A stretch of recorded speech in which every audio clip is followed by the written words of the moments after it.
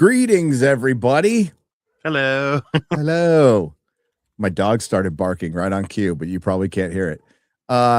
We have been talking about this for a long time, haven't we, We really MauLer? have, yes. You might even say, 7 years, something like that. Because it would have been when I met you with Game of Thrones, right?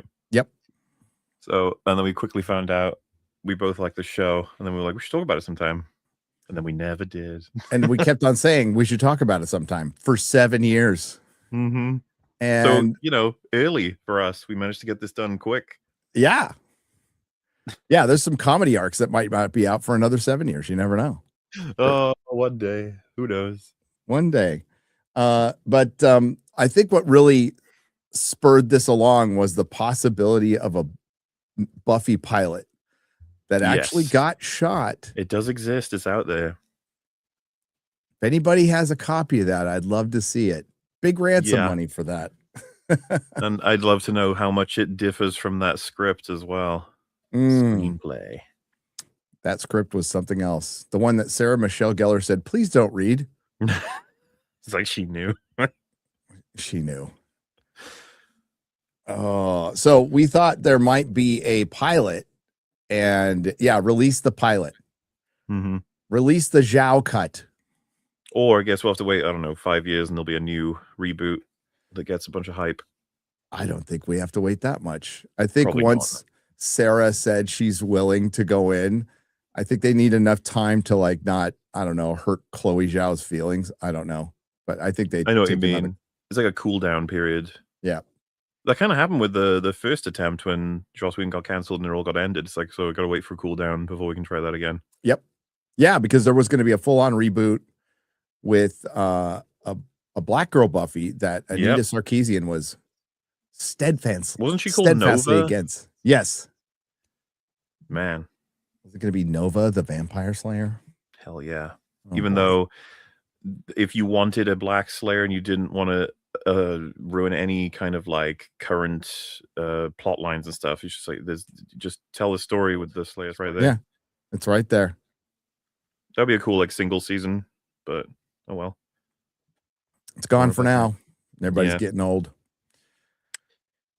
And David Boreanaz is the only guy who has a real career out of any of this. Yeah. Essentially, that's what's happening.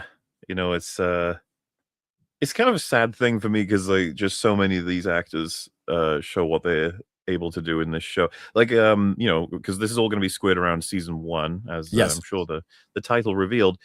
Alison Hannigan, she gets to do some acting in this season a couple of times, and obviously as the show goes on, she does amazing acting, and it's kind of like, what does she do after this? It's How I Met Your Mother, American Pie. She was in that Date movie.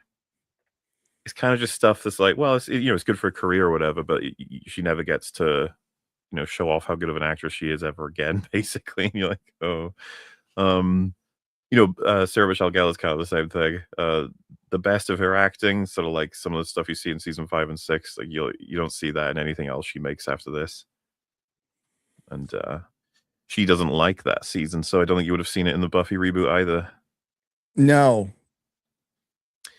It's like opportunities don't come up because like James Marsden is a huge example. It's like he's fucking excellent in this, and he didn't get to do much after it. No, he was pretty sought after, and he ended up being in other genre stuff, Torchwood, Smallville, but then it just kind of petered out. Well, from what I understand, his reading of the Dresden Files is like the sort of the main thing he has going in terms of an awesome creative outlet, and that people really love him doing. I would have loved to have seen him in way more films doing awesome work, but it just didn't seem to happen, unfortunately. It didn't happen, but what did happen? Yeah, I was gonna say, but this did. So this is like, oh well, this happened. We have this, and it's strange because when Buffy was out, it wasn't like a ratings juggernaut or anything. It did really well. Cult status, had a very passionate fandom that carried it through, but in recent years and later years, it got its DVD releases, never got released on Blu-ray. Never got remastered horribly, Yeah. unfortunately. And what if you watch it even on DVD or Hulu, it looks terrible. Yeah, they ruined everything. Yeah. The guy who did the color grading for the originals before, because he died before they even completed the full set, but he still commented on some of the first few seasons. He was just like, so they've just destroyed all of my work. Cool. It's like, that's great. Oh, he passed away? Yeah, like before they'd completed all of it, but the reason I mentioned that is just that he'd seen some of it, because they released it season by season, and he was just like, yeah, it's because they don't grade it, they just leave it blank, I think, in the remaster, and they maximize the frame, or they zoom in because they can't bring the the widescreen sort of shit for the remaster. It is a disgusting joke of a remaster, but unfortunately, that's fast forward enough years, and that'll be the main way everyone's watching Buffy if they watch it at all. Where is the remaster? What is it on? I think anywhere you can stream Buffy, it's the remaster now, but that's primarily. I used to know this, but now it's just not how I ever watch it. So I've like forgotten it as information. Yeah, I don't think it's Hulu. Oh, it's Disney, of course. Yeah. It looks god awful. Everything looks god awful. There's artifacting still. It's just everyone looks plasticky, rubbery because they've put a film grain filter over it to remove the oldness. And it's just like, nice guys, excellent job. Which we've seen in other 4Ks and stuff. But yes, obviously Disney owned Buffy now, among other things, because of the acquisition. So yeah, you can watch it on Disney Plus. That is so unbelievable. And yeah, it's going to be called Disney Plus like really soon. You know what's annoying? The Simpsons on Disney Plus, you can choose to view it in its native 4:3, the golden age, because they put it automatically in widescreen, which fucks a lot of things up. You shouldn't be watching it in widescreen. No. Buffy doesn't have that feature. It doesn't have the please play the originals, not the remasters. Please, because of course you know what they'd say. They're like, the remasters are better though. And you're like, yeah, right. No. Well, on Hulu, it's 4:3. It's shitty, but I mean, it's the same. Like I watch the DVDs. I've just got copies locally and forever will. I've got the HDs as well because I have to reference them every once in a while as like a horrible piece of shit that ruined everything, Yes. As far as season ones go, and this came out in 97. As a replacement, right? As a replacement. A half season replacement. They didn't even get the full thing. Which is funny because it's longer as a half season than most seasons of I know, right? Hang on. I'm going to look up. Do you know what show it was a replacement for? I used to know. It's on the Wikipedia page for sure, like the history. But knowing it's like a haphazard replacement on a shoestring budget, something that's constructed from a reattempt from a failed movie, which we should probably mention, I guess. Yes, it was a movie written by Joss Whedon. I saw that movie, I think, after I'd seen like seasons 3, 4, 5-ish when I was younger, and I remember being like, "What the fuck is this bizarro Buffy? Like, what is happening? What is all this?" It was very strange. But hey, Donald Sutherland was fun, even though I'm pretty sure he did not like that role at all. Probably not, but it was I remember hearing about the movie when it first came out, and we got a chuckle because it's Buffy the Vampire Slayer, so it's like this, it was a funny concept back in when it came out. And I watched the movie, and I actually didn't hate the movie. Never thought it would be. When I heard it was becoming a series, I'm like, what? yeah, it's insane. And by the way, Donald Sutherland and Rutger Hauer, Christy Swanson, right? And who this other who am I? The cast is kind of insane. Yeah, it's I guess they Paul thought Rubens. maybe it would work, but it didn't quite work out, But yeah, the TV show reattempts it, and I don't know. I guess yeah. So did you see what it replaced or no? Yes, Buffy the Vampire Slayer was a mid-season replacement for the short-lived soap opera Savannah. Savannah on the WB network as a mid-season replacement. Buffy premiered March 1997. So that's a long time ago. We're close to 30 years from its premiere. Well, and I guess part of season 1 is that there's lots about it that you can describe with the word camp or clunk or Yep. dry or slow or a victim of its the trappings of that era in lots of different ways. It's definitely not found its full identity at this point. It's No. very much a this is how TV works, question mark, which is funny because upon rewatch it still hits in the sense of, yeah, this is structured like a TV show. It has a start, middle, and end for each episode, and they add toward a grander story, which is something that they've failed to crack these days with many TV shows. It's crazy how the roadmap has been there, MauLer. Doctor Who, when RTD took it over, completely ripped off the concept of Buffy for his return. That's what inspired it. And it was Yeah. those little nuggets that you put in that didn't interfere with the entirety of an episode, right? So they And you make it still mention it a couple times, but it still works. Yeah, no, it becomes like the mutant enemy style, and I absolutely love it. The Mhm. episode 1 deals with A, but it drops a hint for C, and then episode 2 is the finishing A, and then another hint for C, and then you get the third episode. And it's like, right, we're dealing with C now, but there's a hint of B, and then moving about it A, and it's just like you keep everything flowing until you have the really crumbs of like the final boss, and then they make the finale a big deal because they're hoping to get renewed. They're like, Yeah. if we get the big ratings for the end, which also prompts them to then have the bigger arcs lead to the end, have a boss that's built up until the end, and it just makes for good TV. You had to wonder if they were thinking this ain't getting renewed, but Well, so from what I remember reading about is that's like the demise of Angel was they kept having to wait on edge for whether or not they get renewed every time, and then he wanted them to renew it quicker this time so that he could tell everybody whether or not they're going home, like flying. And by prompting them early, the studio, they said no, but then the ratings for Angel season 5 were really good, so if he'd waited, they would have said yes. It's that awkward sort of, but I don't know. That's just how it goes. Unfortunately for me, like Mutant Enemy were at their best with Angel season 5 and Firefly season 1. That sort of area. Buffy season 6. So it's just kind of like another season from that team would have been neat. It would have, and if they would have got back to it sooner, it probably would have worked a lot better. They probably could have revisited, like even within 10 years, but Joss Whedon was off making Marvel movies, being a big director, and that ship had sailed. I always thought they would come back to it, but then there were the problems with Joss, that rose up later.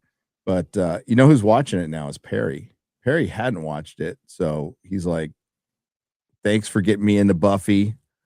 I'm loving it. So he finished season 1. And what did he say? And he's loving it? He's loving it, he said. Season 1? All right. He says it's like Goosebumps on steroid with hot women.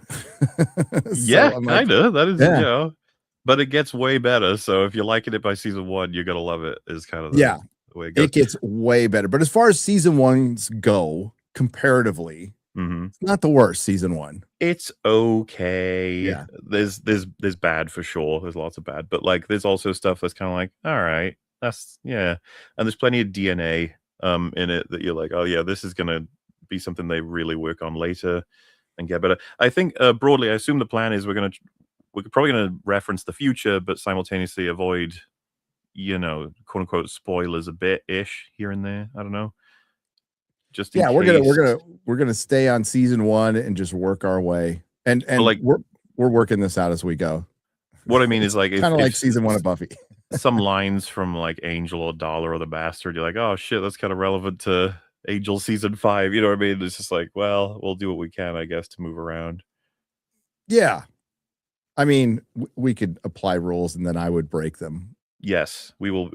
What I guess I'm saying is like you can do a season watch and watch us review it and back and forth and everything, but fair warning, we're probably going to spoil some stuff.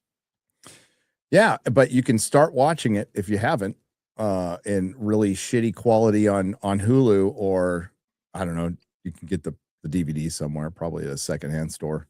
Yeah, I know a lot of people have started trying to find the collections. They do exist.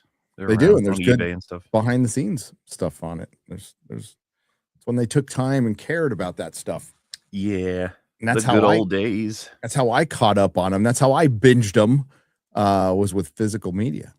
So because as I told you, I didn't watch this show right away. I thought it was gay and stupid. Of course I hadn't watched it.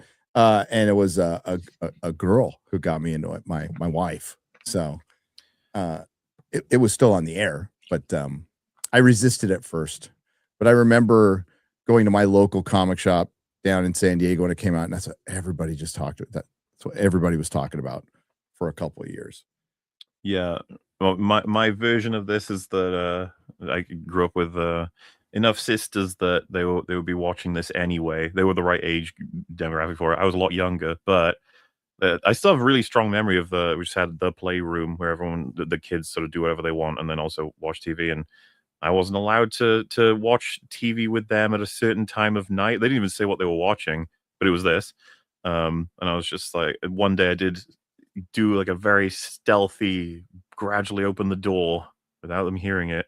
And I watched, I know it was definitely season 3 of Buffy. It was a whole episode of it just through the crack in the door. And I was like, this show's cool. I don't even, it could very well have been because I struggle to remember fully, but when the, what happens to the mayor's aide without spoiling anything, if you remember that episode. Yes. So definitely too old for me, but I ended up seeing like a couple of episodes via that strategy until I was found out. And then I gradually realized they were watching a show called Buffy. Sounded weird, but that was just you were like caught. What happened when you were caught? Well, just like anything that I'm not allowed to. I watched loads of stuff I wasn't allowed to film wise, and it was just a matter of you shouldn't be watching this. Are you okay? And then I'm like, yeah. I was like, okay. Like, sit down then. Well, yeah, they did, I think, try for about like a half a year or so to stop me from watching it, but then they were like, he can watch season 1. It's nothing too bad happens in that. And then it became season 2 and then 3, and then eventually it was just like, fuck it doesn't matter. He can watch it. It's pretty chill. And the funny part of that story, of course, is the one season they trusted the show on at this point that I could see on my own was 6 without having watched it themselves. If you could imagine, that was the one season that would not want to happen with. They wouldn't have let me watch that if they saw it first. They didn't know what was in it, but it was something like they'd got the box set, but they were going on some kind of like trip or holiday. So I was like, can I watch it? They're like, yeah, I guess. Oof. Which for reference, right? So 97 is season 1. Yep. So 98, 99, 2000, 2001, 2002. So I would have been 9 years old when I watched season 6. Probably not the most suitable, but I loved it. I thought it was excellent. There you go. I was watching, I don't know. I was watching Night Gallery and crazy shit when I was like, I don't know, 6 and 7. 6, 7, huh? We're fine. Oh God, I did it again. That's the second time today. I don't even know what it means, and I don't care. I don't know. All right, I don't care. But yes, this is a 12 episode season, which would be like a massive season of television today. That was probably produced in, what did they probably did principal photography in like a couple of months, a couple of hours. Just rushing this.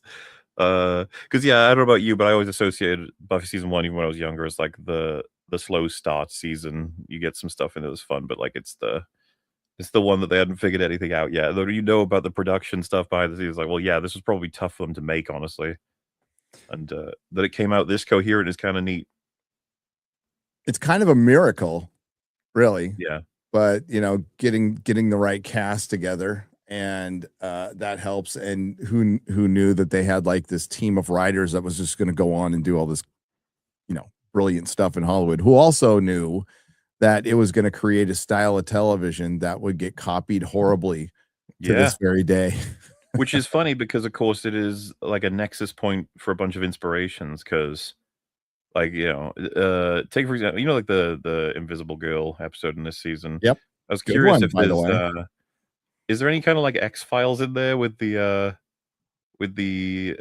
government coming in and trying to be like, oh yeah, you know, because obviously inspirations go like Twilight Zone would obviously have inspired a bit of Buffy, as well as like Twin Peaks would have been something that there's all. Buffy's an interesting point in television evolution, where the way I usually end up looking at it is that we've because Twin Peaks is like the beginning, right? Where instead of strictly episodic, we start going serialized. And there's this mutation period that has some of my favorite TV in it, where they kind of do both.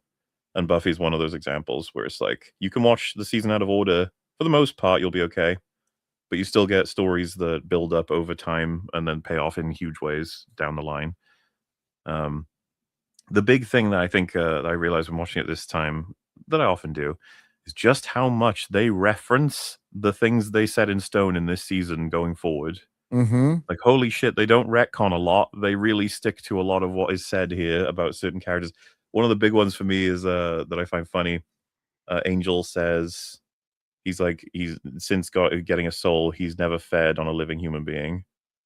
Do you remember, like, they have him Yep. feed on?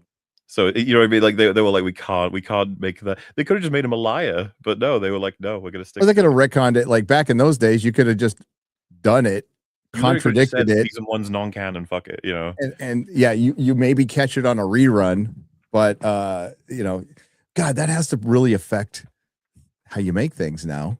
Is rewatchability and the ease of rewatchability.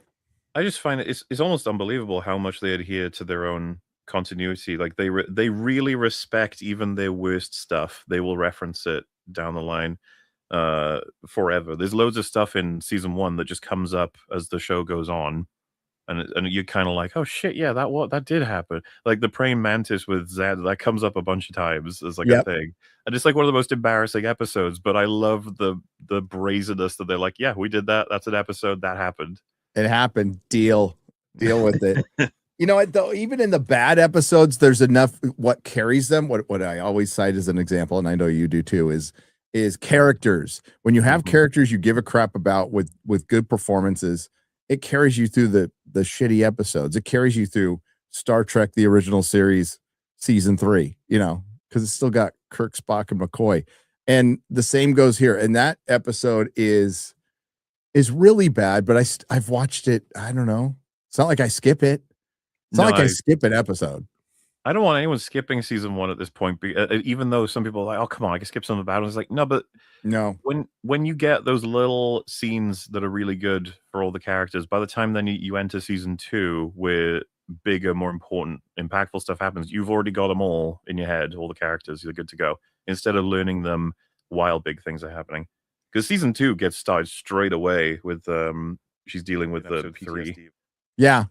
And the effects of, well, we'll get to it, the finale, like carry on to a lot, like has major impact. And the thing is, they're setting up the Master, who was a good villain who stood in a room for you know, man, for most of the series. You know, so there's this approach that Buffy has, and they change their mind. One of the most fun things I have whenever I'm watching this show with someone is where they're like, wow, the Master, he's very theatrical. It's like, yeah, he's very he has to be. It's like, here's our budget. You're in a broken down church underground, and you're trapped in kind of a bubble. And you're mad at all of your minions failing constantly. Yep. And so, yeah, I like the actor. I don't think the dialogue is as great as it could be for the Master. A lot of it is like, I will rise one day, and you must facilitate this rise. Rise, I'm going to, I'll kill everybody. Any day now, I'm going to rise. Mark Metcalf, by the way, who's famous for being in Twisted Sister videos. And, why am I blanking on what army movie was he in? He was in, he was in a comedy. Was it Animal House? I can't remember. But yeah, he was really famous for being in Twisted Sister videos. What are you gonna do with your life? Animal House. He was also in Animal House. He's still got all of the trappings of, they refer to him as he's the vampire king at one point. It's like his being alive or breaking out opens the Hellmouth, and him dying closes it. You know, the Hellmouth evolve, like all the lore slightly tweaks as you go on, you know. Yeah, but the power connected to the Hellmouth closing was obviously based on him being alive, right? And he's like a cool looking villain. Like the look is cool.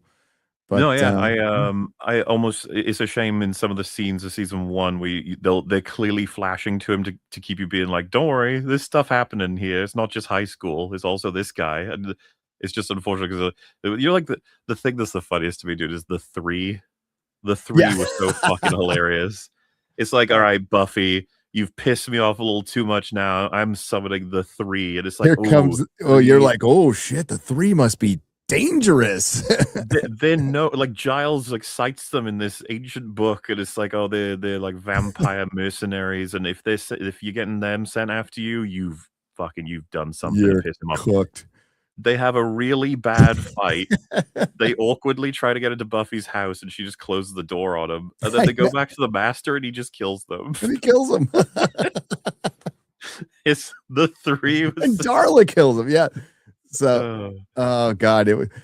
But I think, I mean, played for laughs, and it worked, and that kind of sets you up on how they go about things, especially which is yeah. Early episodes, MauLer. Okay, so when I first watched, I'm trying to think back to when I must have liked it because it was a long time ago though. I'm old. I'm so fucking old. When I watched it with Melissa's like, you got to watch this show. So what she did was she gave me an elevator pitch that was really fucking good. I'm like, all right, I thought this thing was gay, but let's give it a shot. She's like, no. She's all, it's superheroes. It's comic book. And I'm like, all right. And they make comic book references all the time. Oh, by the way, they make an X-Files reference. They say Scully. They do, yeah. Yeah. So you trying to Scully me or something like that. So I'm like, all right. Did you catch the Star Trek reference as well? Which one? Yes. I think it's the finale. Yes. Giles is saying like we need to not be emotional, we need to stick to it, and he says I'm not going to be like let's not go with Locutus of the Borg over here. Yes. Okay. Like I just watched that like an hour ago. Not even an hour ago. No, lots of comic book reference, Spidey sense and all that stuff. And just to give the youngins, you 6'7" crowd, God, it's probably younger than that, right? God, I'm old. Reference is we were such nerds that when the stuff we loved just got mentioned in a show, it got us excited because there was nothing, right? So in the show, the OC, they would have a comic book club. So comic book fans would watch the OC because they had a comic book club. Now it might have been because of the hot women too. I'll just say that. And there's hot, I say this now as 56, but I was much younger when I was watching it. So there's hot women in Buffy too. But like if you got a reference, it was awesome. In Quentin Tarantino, if they in Reservoir Dogs, they would show a Silver Surfer poster or mention Silver Surfer in God damn it, Crimson Tide. So yeah, like we get excited. It's like, oh my God, they mentioned this thing we love that we're considered like it was the shame of our youth to have comic books.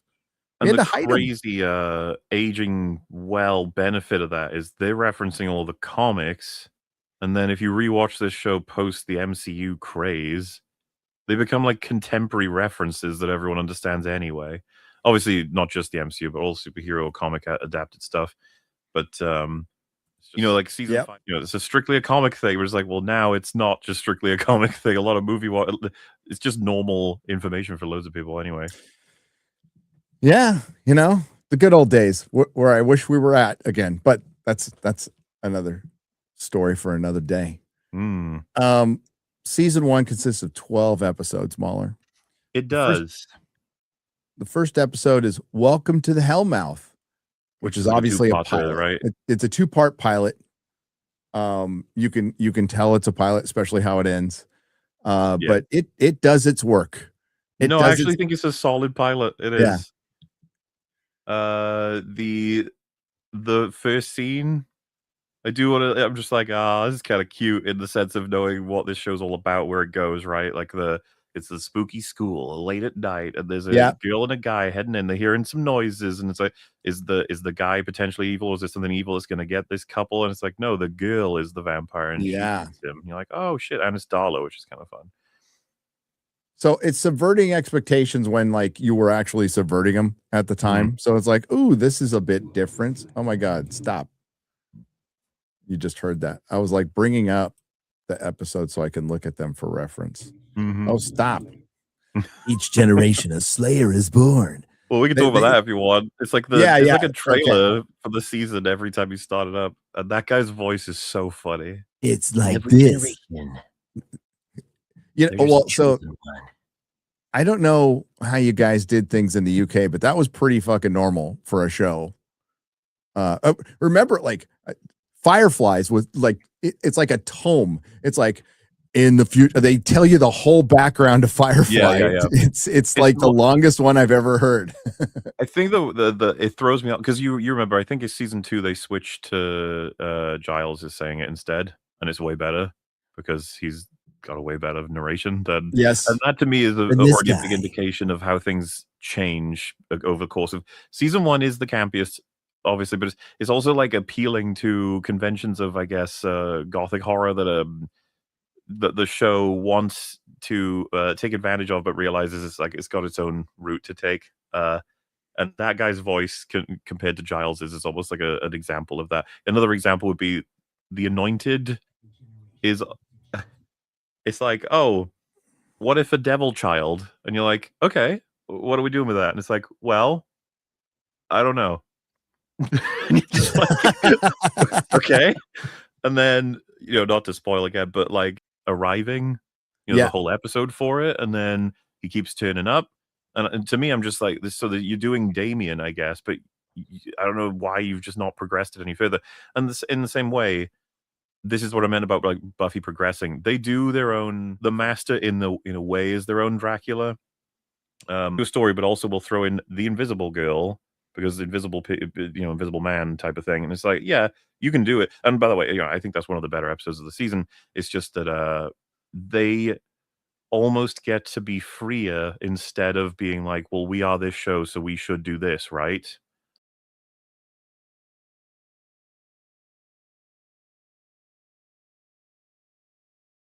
Season 1 vampires are mostly like, rawr, I'm going to kill you, rawr, and attacking. Like, all right, even the Master, to an extent. Dollar and Angel are the most sort of like, wait a minute, vampires seem kind of interesting, maybe. The guys who becomes Prison Break is I've co-hosted with him early days on this show because he was the roommate of my old co-host Dennis. So like his name was Aaron, right? So he was just in picture form he was Janeway's kid.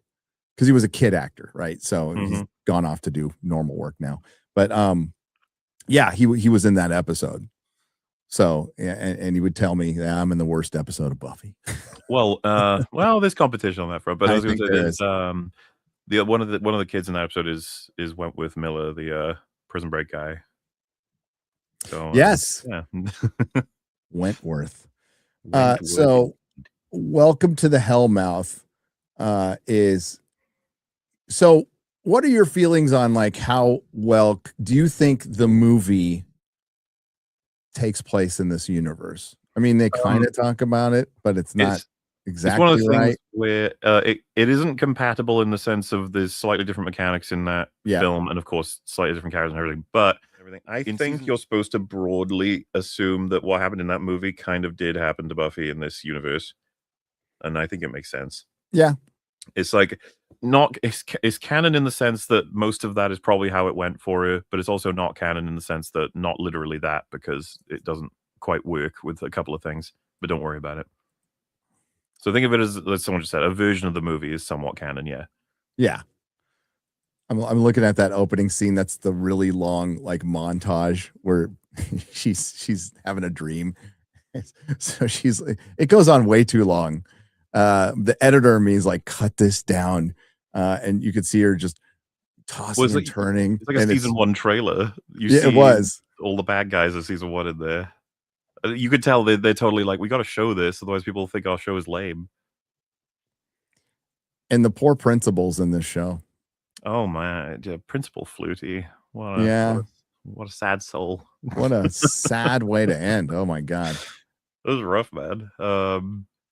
But yeah, structurally right. It's like we give you a subversive, surprising opening scene that's got some horrible death in it, and then a big old flash of what you might see throughout the whole season, and then introducing Buffy, then Xander, then Willow, then Cordelia, and this her history, the school, and Giles, who I love his intro. So yeah. Well, I'm not sure we're going to talk about characters by season or by episode or whatever, but as far as I'm concerned, he carries season 1. He's the MVP for sure. Every scene he's in is good. It's worthwhile. His acting, man, is so important. They had someone who's not only good at acting but takes this seriously no matter what. So when he's reading something like Garagu, the ancient gobbler of the Sistine Chapel of ancient Greece, it's like, yes, he says it all in a way that's like, no, he believes this is dangerous. And you keeps you in instead of being like, what the fuck are you talking about? No, well, it's the British accent. Come on. And he's a good actor.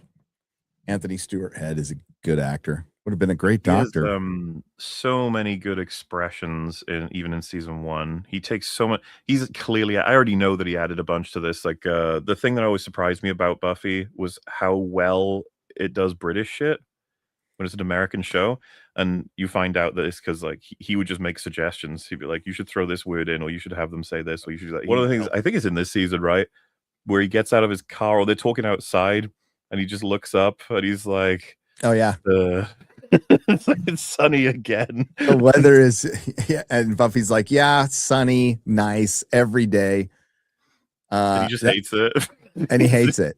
He's more used to what it's like here, which is just rainy and overcast, which is hilarious. It's almost like a missable joke because it's so British of him to say it or to notice it. Well, didn't Joss go to school in the UK for a while? Yeah, well, he's definitely got an angle for it as well. And another thing it gave them was they could use swear words that they otherwise wouldn't have been able to because, like, American censors didn't even know what some of the words meant. As silly as that sounds, but wanker and tosser and stuff get through, which is great. That's But no, I would have said he had to have been because of how well he does it. But nah, he's American. No, and I saw the behind the scenes, and I'm like, wait a minute, where's his accent? What's going on? It's horrifying. Is he going method like Christian Bale? Remember Christian Bale would do interviews with an American accent during Batman? It was weird. So it was weird. And not everyone, but he did some that straight up go look it up. He does them in American accent. It's like, what are you doing, dude? But yeah, this opening pilot does what it establish everybody's character. You've got they're moving in from LA. Buffy and her mom, or the boxes are still there, and she's constantly, can we not get kicked out of school this time? You burned down the gym. Principal Flutie gives her that little talk of like, you know what, the past is the past here. We're not gonna. And then he looks at the record and goes, "You burned down the gym," and he ripped up her record and then starts taping it back together. To me, that felt very like this is really. It's funny because you assume, right, that they did this because the film existed, so they want to get further, so that people know it, they can go on, but simultaneously, it kind of makes the pilot have an energy of we catch up on our history while pushing the plot forward, and it makes for what is nearly a movie amount of story in one episode, which is always like a good plan anyway. But no. I do like the we're ripping up your past record. It's a clean slate, and then reads it. He's like, so then sellotapes as he's talking to her about her future. That's really fucking funny. It is. And God, how many times have I watched this? And Angel shows up very early, like from the get-go. He shows up. Not only does he's kind of it's complex to consider. He's not. But we learned about the bronze, the library, of course, that, oh my God, what's the high school? Torrance High School, right, chat? Torrance High. You can go there today, and the front of Torrance High School looks the same. Yeah, and the library is like the hub world. And that was pretty cool. Yeah. On the Paramount lot. It's on the Paramount lot, which who knows if that'll even be around anymore. Also, if you're a Buffy collector out there, the library playset from Diamond Select Toys, very hard to find, really expensive.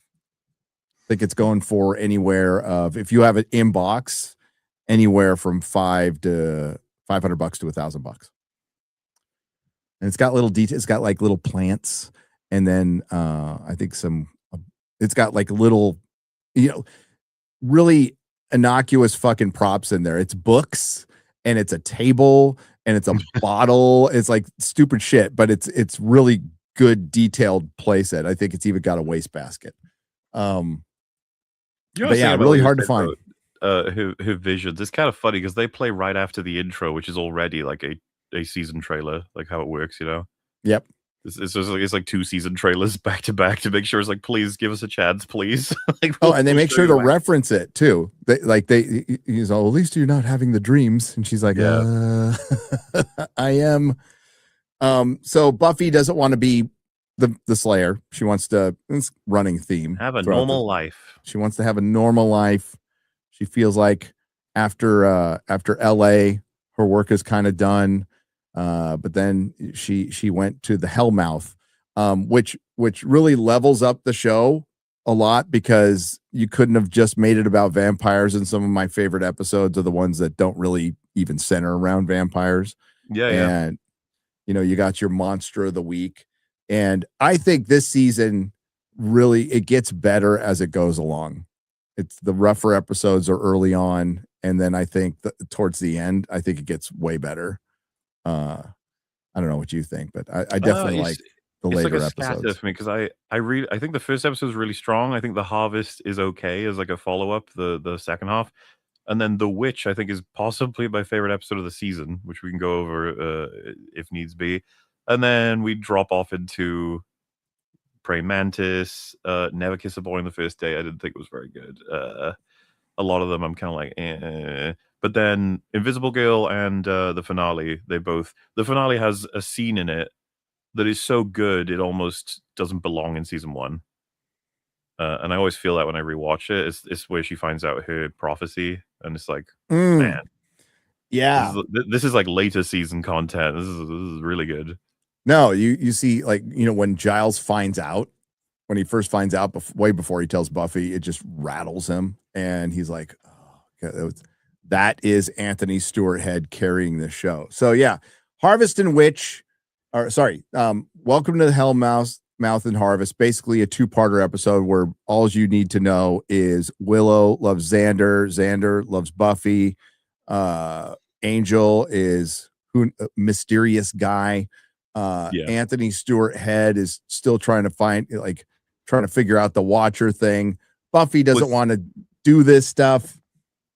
It's kind of funny because like they make a joke about this, I want to say in a later season, but referring to Giles as like crusty old Alfred. Like it's kind of like that archetype. He is basically Buffy's Alfred to an extent, but then Watcher means he gets to do a couple of other things.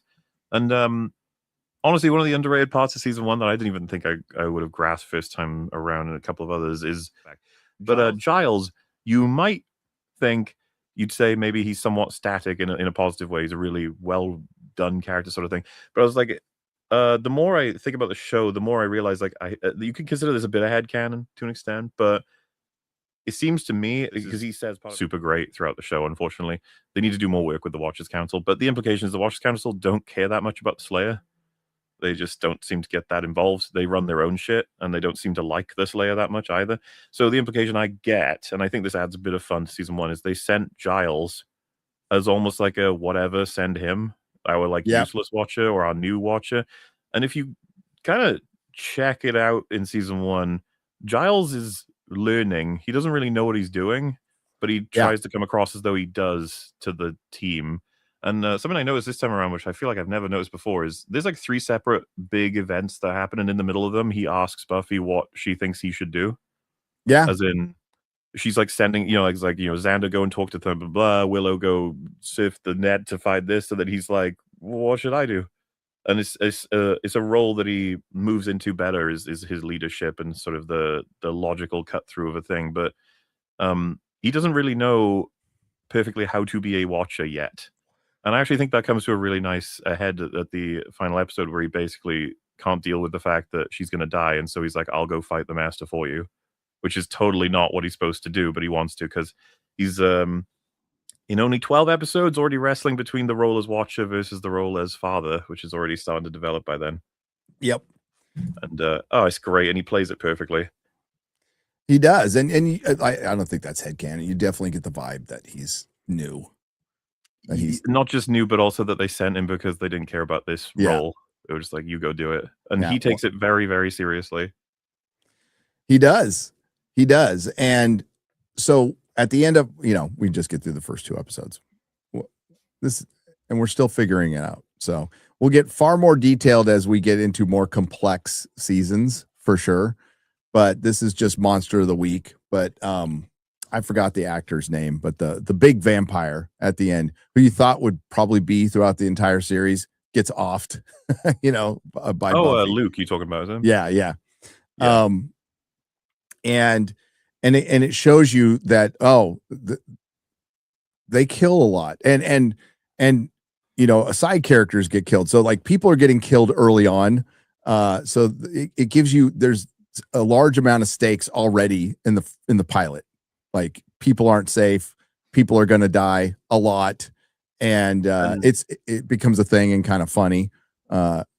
They give you clues as to, because the world building is possibly the weakest part in the specific sense of, how is this not getting a lot of attention? Children are dying every day at this school. and you have to go with, well, you get Principal Snyder does arrive in this season, and there's an implication that he's doing everything he can to minimize everything. There's a fucking great line where he says, it cuts from someone asking, is the kid who just got attacked, is he? And it cuts to him going, dead? No, you ghouls. No, of course not. He's not dead. There are no dead children in this school this week. This week. It's such a funny line. Somehow. But at the same time, yeah, but they kind of need to do with all the deaths. They do. So the witch, you said you like this episode. I think it's good too. One of the highlights for me is it's sort of you see the transition of Giles getting very, very invested in this when he's like shouting, because Buffy nearly dies. She's about like minutes away from just dying in this episode. It's kind of crazy. And Giles gets very invested in trying to solve this problem. Broadly, it's the first episode to me that they have their themes, and they were pretty well threaded in, right? The whole your next generation, the parents kind of trying to guide them on their dreams versus seeing a little version of themselves they can make better at their own failed dreams, and how that affects the dynamics and stuff. And then you have the comparison of Buffy with her mum, and the sort of relationship is still struggling, versus Amy and her mum, which is more of a literal via witchcraft. She takes the life of her daughter to live it better than her. Is I think that's really interesting. There's a lot of stuff going on there, considering it's just a season 1 episode. It's a 3rd episode of season 1. It's about joining the cheerleader squad again. And they set it up at the end of Harvest. At the end, they go, well, I'm paraphrasing, but they say, well, we're going to face other things besides vampires. So they go right to a witch.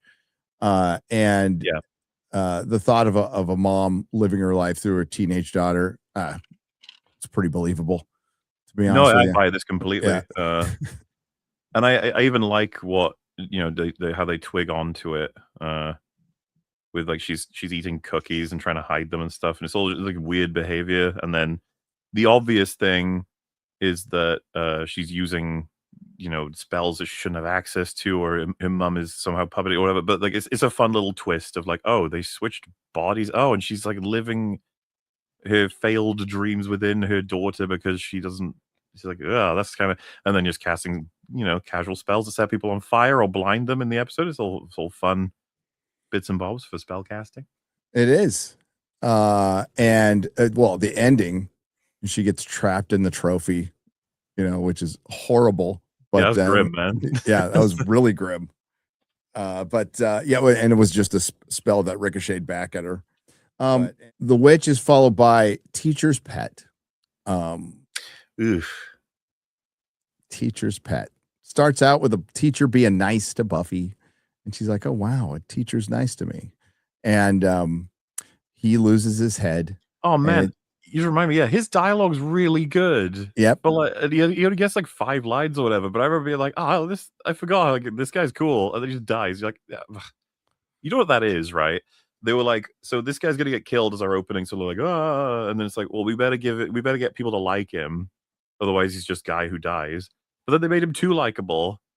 He's like a really supportive teacher, and he tells her stuff that's kind of awesome. And he says, let's make the principal eat that permanent record by trying to encourage her to be good, be great, you know, and that noticing she's got a chance of actually like excelling in school. And they just eat him. It's like, oh. Yeah. And they don't even like clean up his stuff. I mean, the poor guy's glasses just stayed there. They like nobody bothered to pick him up the whole time. They were just sitting on the desk. And they try to create a bit of a through line of Buffy finding them, and then she puts them down at the end of the episode. It's like sad that he died. It's like, yes, a lot of people die at this fucking place. Like it's kind of insane. The funniest part was I like the concept of a vampire fearing another thing. You know, like that was cool. But when she's in praying mantis form and she has Xander and the other kid whose name I can't remember in the cage, and she's coming to attack them, and they have no budget for the show, and it's this paper mache. It's rough. It's so bad. Every time I get to that episode, I have like flashbacks of the first person I ever showed this show who really was like, I don't want to watch this shit, man. And I was like, I swear, I remember him seeing that. He was like, dude. I was like, I know, it gets better, I swear. Dude, they did better in Doctor Who in the 70s with that stuff, and it's pretty bad. But yeah, and they never revisit the sack of eggs at the end. They don't revisit that, and they don't revisit the invisible girl army that the government are building. Oh, I know. Which would have been cool. Yeah. But oh well. No. Probably better they didn't revisit the praying mantis, I guess. Oh my God. To give it another try, you know, try and make it work. So yeah, there's teacher's pet, never kill a boy on a first date, which wasn't my favorite either. No, not a fan of that one either. It's kind of, what's his name? The kid in that that she's dating or something. Owen, like yeah. He's really weird, man. He never comes back. So nope. Yeah. He's obsessed with death, and you're like, okay. And we'll never see him again. That's the Anointed One episode where they launched the character of the Anointed One, and this is what that's actually a good episode as well. For, you know, Giles insists as the Watcher that she will come to this thing that he's figured out the prophecy for, blah blah blah, and then it turns out he probably got it wrong, maybe. But then you realize, no, I didn't. It was just the wrong place or whatever. So it's like, so we need now the mission to go to the cemetery or the mortuary or whatever. And Buffy's like, no, I have a life. And he does essentially soften on that to the point of being like, all right, I'll do it myself. And it's kind of what I mean about Giles is going through a bunch of stuff in this season of trying to balance how he's supposed to conduct this job. And it's super interesting because if you watch all of this unfold and what he learns, because if Giles is like the runt of the litter for Watchers, and Buffy's already kind of like a rebellious Slayer, they end up lasting longer than any Watcher Slayer duo that we know of in this history. You know, how is that possible? It's like, oh yeah, because like the whole idea of balance, right? The discipline versus the sort of indulgence in more I guess personal aspects, and then the fact that they often say the only reason Buffy's alive is because she has friends. A lot of Slayers don't. And it's just cool to watch it unfold because good stuff. But for this, you're right. So season 5 or season 5. Oh yeah, that shit's like one of the best Giles things ever. Yep. So the one thing, this is a stupid thing, but it bothered me with the Anointed One being on a bus. They're not on a full-size bus. So they're not like on a charter bus or a bus you would take from city to city. You can see the budget in this one. They have some like little bus that you would shuttle people from an airport to a hotel. So that always bugged me. It's a stupid thing, but it bugged me. And it was like a really dark bus, like no lighting at all in it. And then you have the religious guy kind of going off. Dude, his dialogue. Pork and beans. Pork and beans. Yeah, he's just rambling about some shit. Also, he's like a serial killer or something. Yeah, who was just riding a bus. Yeah. Yep. Just happens to be that way. Had a couple of warrants for his arrest and everything. Yeah, Yeah. So Owen, he was the Buffy was after him, and Cordelia was after him, and by the end, he was just like Buffy breaks up with him because he just wants to be with her for the thrill, for the danger, and she's like, I want you to like me for me, and it was just like over like that, and then we never saw him again. That's a concept you could have probably revisited, but they probably thought it didn't work, so why bother? But yeah, on that front, right? Like, so trying to make that work. I think in their intro scene, she doesn't want to do the sort of Slayer job sort of thing, and he says, "A Slayer slays a watcher," and she says, "Watches?" And he goes, "Yes, no," which is a sort of. There's lots of little interactions like that in this season where I'm just like, man, this is still witty to an extent. It's still the least witty of the 12 seasons, I guess you'd say, but. Mhm. You know, like the when Giles is like, you gotta think like spiritually, you gotta detect the vampires with your senses. You are the Slayer. You have these powers. Like, reach out, think. And then she goes, that guy. And he's like, what? How do you know? And then she's like, look what he's wearing. It's so the comparison, right, of like the mystical, spiritual, wise, teacher versus the girl from California in the 90s who can notice this shit for other reasons. But I love when he's like, it's dated, and she goes, it's carbon dated. And Yes. it's like, he is clever. Coming in. Melissa liked that one too. How she identified the vampire. Yeah, that was. Is there some special way? It's like, no, look at his clothes. And do you remember when she attacked Cordelia? And she says, "What is your childhood trauma?" Yep. Which, they have some fun with Cordelia with different things in the season. Yeah, it takes her a while to even become part of the gang or even find out.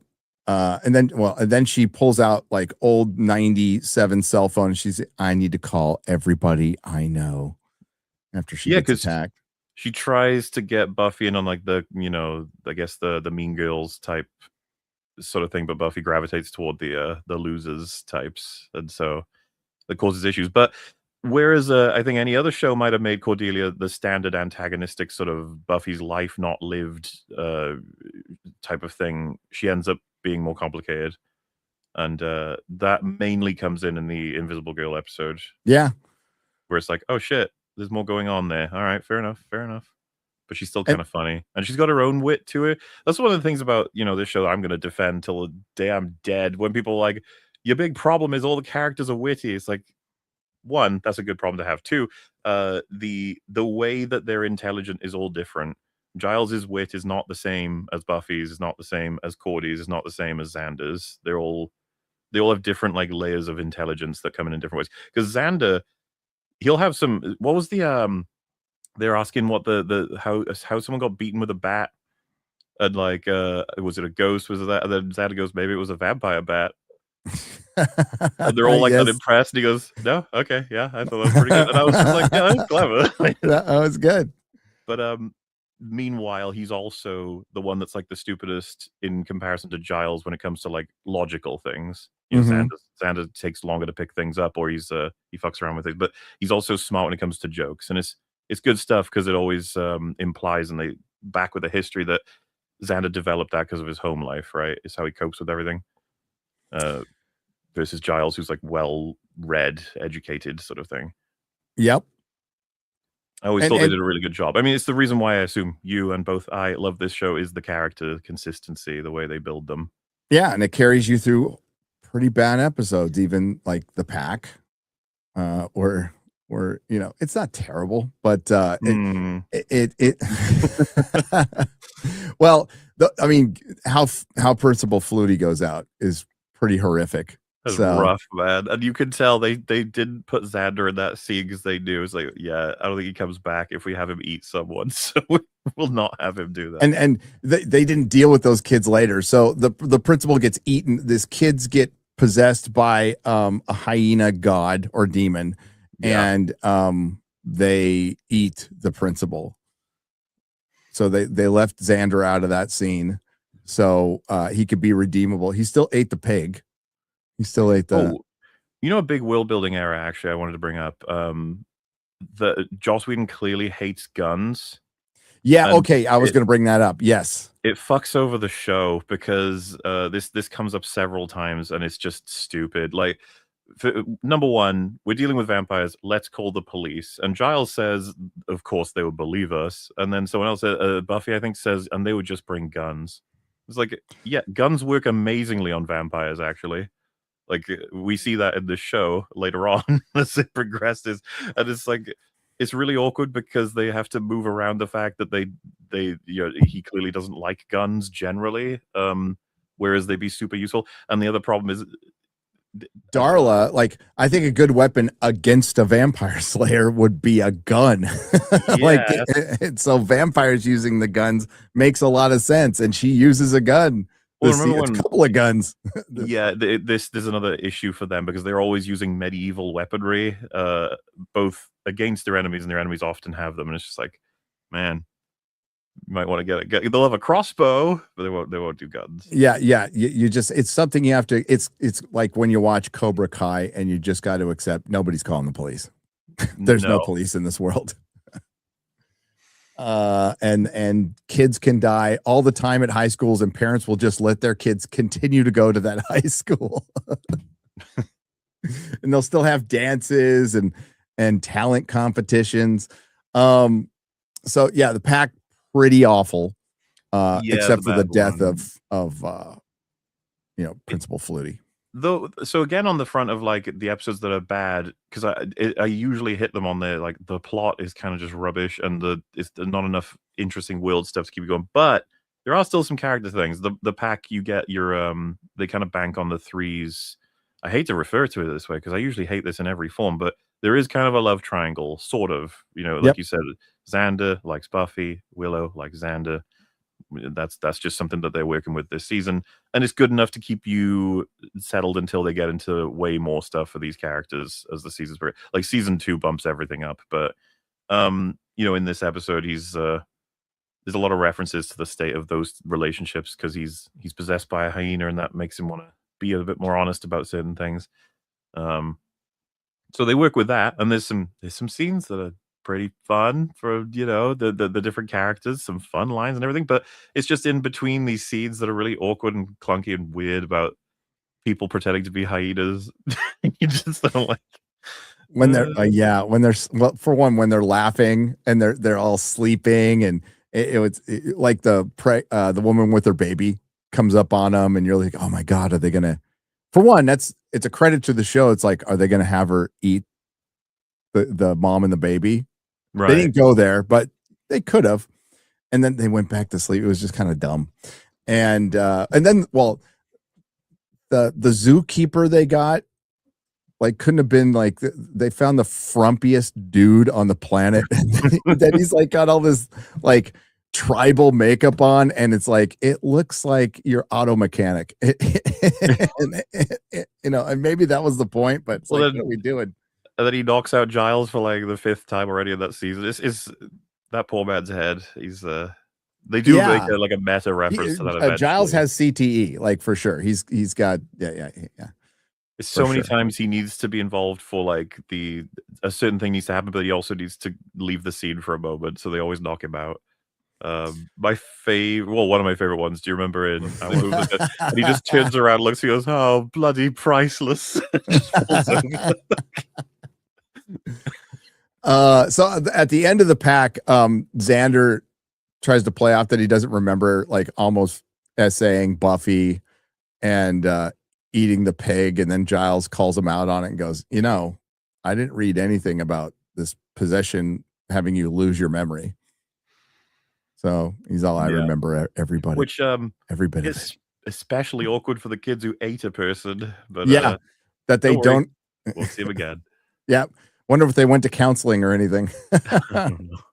About Giles, by the way, the witch episode is something that I remember standing out, because this, you could treat it as something that gets retconned, or it's more of an interesting element of the character. So, and if you watch it, on one hand, it could be that that's how they'd written it at the time and they weren't sure. But if you watch it and really think about him lying, the body language and his facial expressions totally match that he's lying. Hmm. And I just like to think that he doesn't want to talk about how he used to like Almost had that show. We almost had that show. We were so close. So the pack is followed up by Angel when we find out. So before all this, we don't know that Angel's a vampire. No, and it's weird to watch it with that. You just assume that's like part of the course with the whole show, and you're like, oh no, yeah, that's actually a reveal. It's a big reveal that he's a vampire, and they pretty quickly tell you like the curse. They go through all that. Darla sets up Buffy, or Darla sets up Angel. To look like he bit Joyce, and that was pretty clever. And this is the episode where Darla like pulls out 2 guns. You know, a really weird element that always distracts me is when she first sees that he's a vampire, she screams, and it sounds, I don't know if it's her scream or not, but that same scream sound effect is played when Joyce is attacked, as if Joyce is screaming. It's the same one for Buffy and Joyce. I've always just been like, that's weird.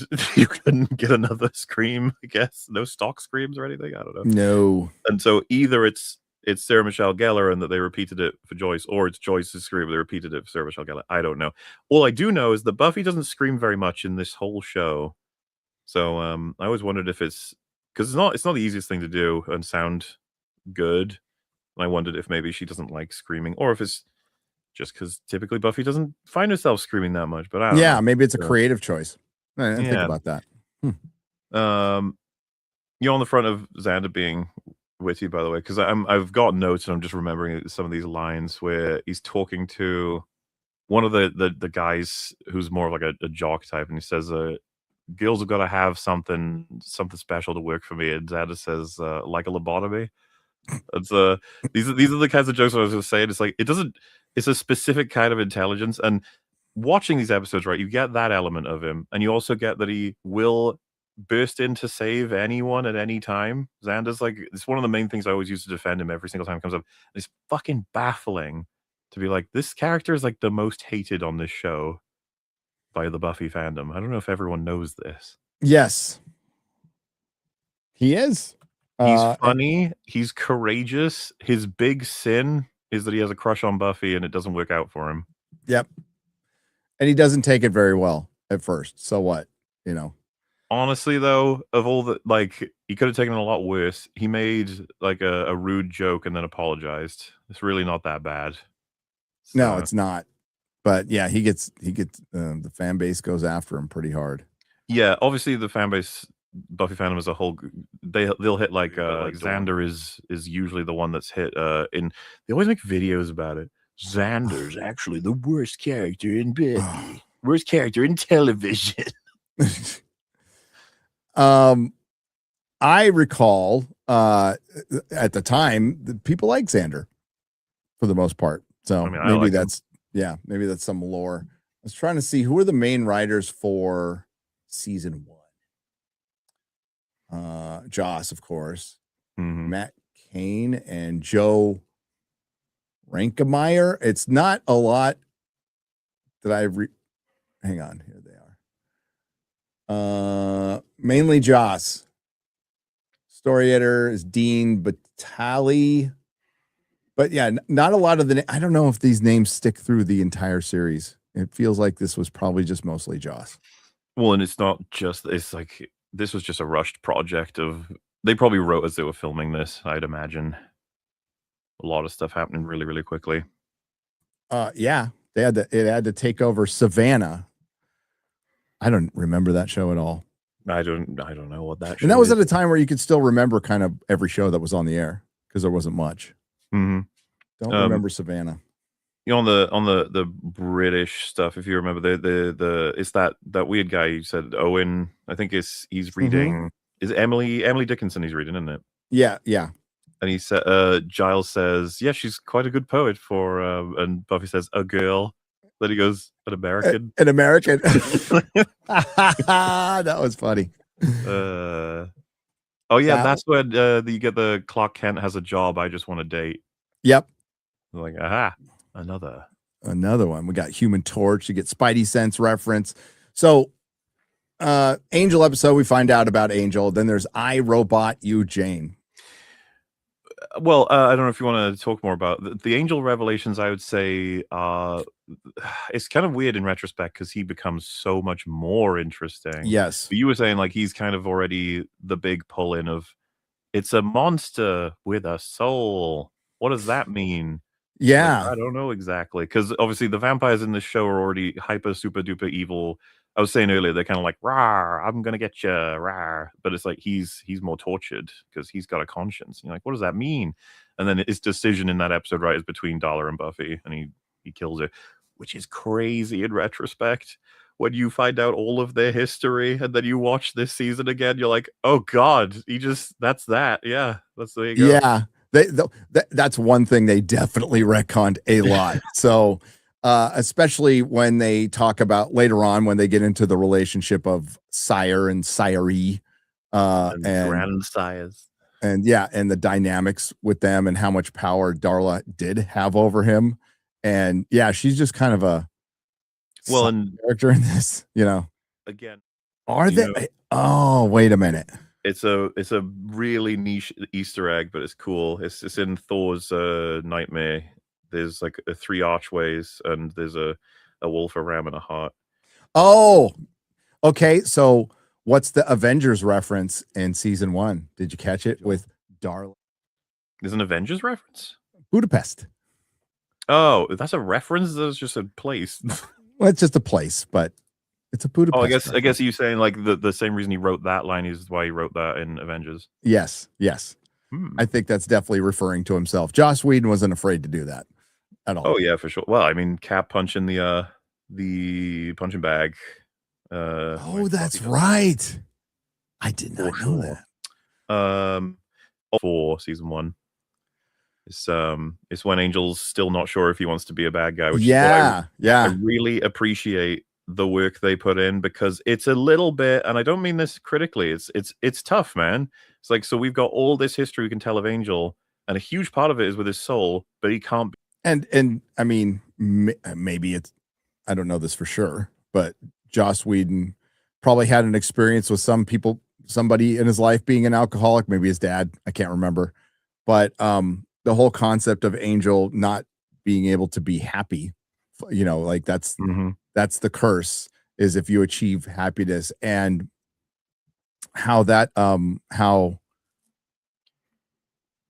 happiness, joy, or can lead to relapse as much as crisis, or achieving a goal. I don't want to call it joy, achieving a goal, and it goes to your head. Like there's there's a lot of things that can lead to relapse, but it's not always crisis with an alcoholic or an addict. It can be something really good, and they start getting full of themselves.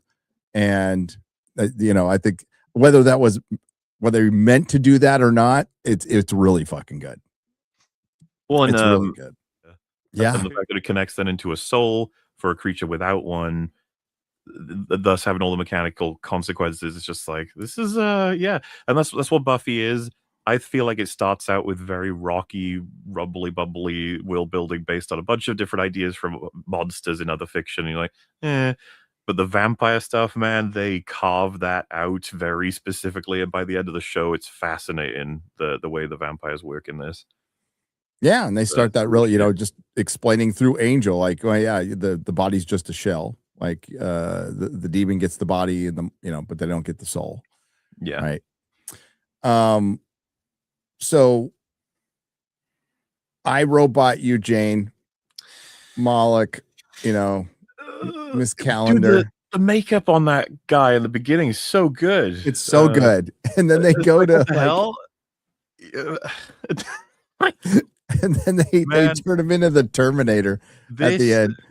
This episode to me is almost, maybe unfairly, the personification of this season. It's like, I like the idea. I like a lot of the features you have here. I like some of the acting in here. There's even a scene that I think is actually remarkably good. Man, this is just bad. He looks like a cyber demon, chat. You're right. He looks like a cyber demon. And his voice changes a bunch. And Miss Calendar's, this is where Miss Calendar gets introduced, right? And yes. okay, Which is why and you can't skip this. You got to see that. You got to see her you have to introduction. see it. Well, yeah, because she's really important. But her introduction is pretty cringe. And she's like, I'm a techno pagan. I don't And know if they she's ever say techno pagan again, and thank fuck if they don't. Jesus, I never say heard that. that I'm like, again. Techno that pagan. if there was a 90s saying, that is fucking it. I'm a techno pagan. This is the thing. It's such an awesome era for media because of how experimental, crazy, transforming everything is in terms of tech and just abilities to make stuff. But you simultaneously get all of these mistakes of like, this episode is built to be like, hey, we're ahead of the curve. We know what's going on with technology. And you're like, you didn't. you had no idea what was going on. No, Giles, hates computers, and she's like, well, it's the digital age, and we surf the net. I surfed the net last night, and I'm like, oh my god. Yeah, you're definitely in a position like, please stop. The dude, I forget the name of the character, but that one guy just keeps saying extremely cringe lies. Cringe lines, sorry. The printed word is, he's like, the printed word is obsolete. The only reality is virtual. If you're not jacked in, you're not alive. It's like, stop, please stop. Oh, that's how long they've been trying to make virtual reality a thing, by the way. No, yeah, and I love Giles in this episode, but I love him in every episode, so whatever. But when she's like, more words have been, I guess, sent over the internet than were spoken this year or something like that, and then Giles just goes, that is a fact I regard with genuine horror. Yeah. Yes. It's just, yes, book man. And he's not wrong. And some of when he's like, oh, we'll be more connected than ever, and this is, he just goes into like how horrifying things are, and that was nothing. There was no social media back then. The internet was such a new Wild West place back in 97. Yeah, they keep advocating to him, there's a new world, new reality, and this is going to be amazing. And he says, this is what I mean about this episode, man. It's so, he says, a new reality in which people could be manipulated by technology. Yes. I was just like, oh my god. Like, it's so true. Yeah. It's like, that's all that's happened, basically. So we meet Miss Calendar, and oh yeah, so Willow gets seduced by Moloch. Yes, she gets catfished. In a more scary horror TV show way. Again, very Goosebumps. I would happily concede this season. It's like, because you could tell they've got those little bits of real life mixed in with, because isn't it Xander that says like, what if I claim to be, I could claim to be a high school student, and Buffy's like, you are. He says, well, I could also say I'm an elderly Dutch woman, and who's to say I'm not in the elderly Dutch woman chat room? Yep. Which again is like, yes, all true, fair. This is what I mean about this episode. It's like, yep, they've called that out, and that's true somewhat at the time, but also super true in the future. And then randomly they'll say something, you'll just be like, oh, I never want to hear that again. Never let me hear that again. Please don't ever say techno pagan again. Do you remember because there's different teachers in this school that I think you only ever see once all the time. And do you remember the dodgeball teacher? Oh yeah. They have their game, which, by the way they shoot that scene, it's like no dialogue and the sound effects are being played up, and there's it's very unique. They don't really do it again. And then it's like there's this tone of everyone is treating each other horribly and it's rough and we don't know what's going on. And it just cuts to the teacher and he goes, God, I love this sport. I love this sport. Yeah, I love it. It's brutal.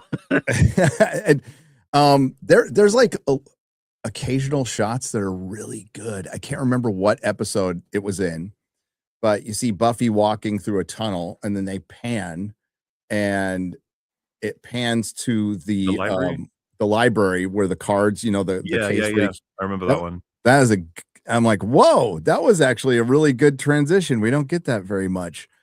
We'll probably talk about it when we get there, but the finale has a bunch of lighting moments where I was like, for the master when she first goes down, I was like, damn, that was pretty cool. There's some stuff going on here.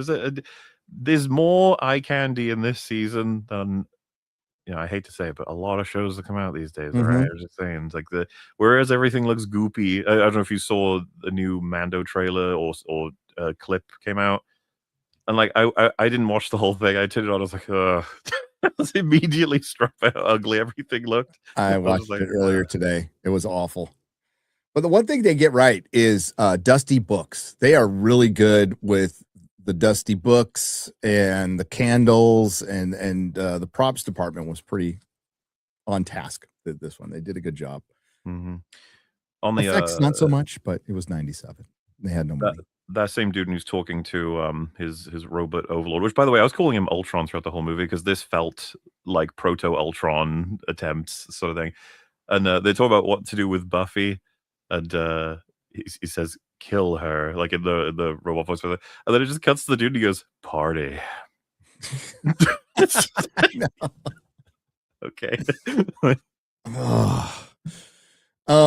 So after this, though, I think just one more mention then. So this episode shocks me every time we get to the scene where one of his zealots is supposed to kill Buffy, but he saves her instead. He runs into a room and he's basically saying, like, I can't do this. I'm sorry. Like, this is too far. Buffy's an innocent girl. I can't do it. And Ultron is just like, hey, you have to. You love me. I love you. Like, we got to do this. And he keeps saying, no, absolutely not. Enough is enough. And then there's a pause.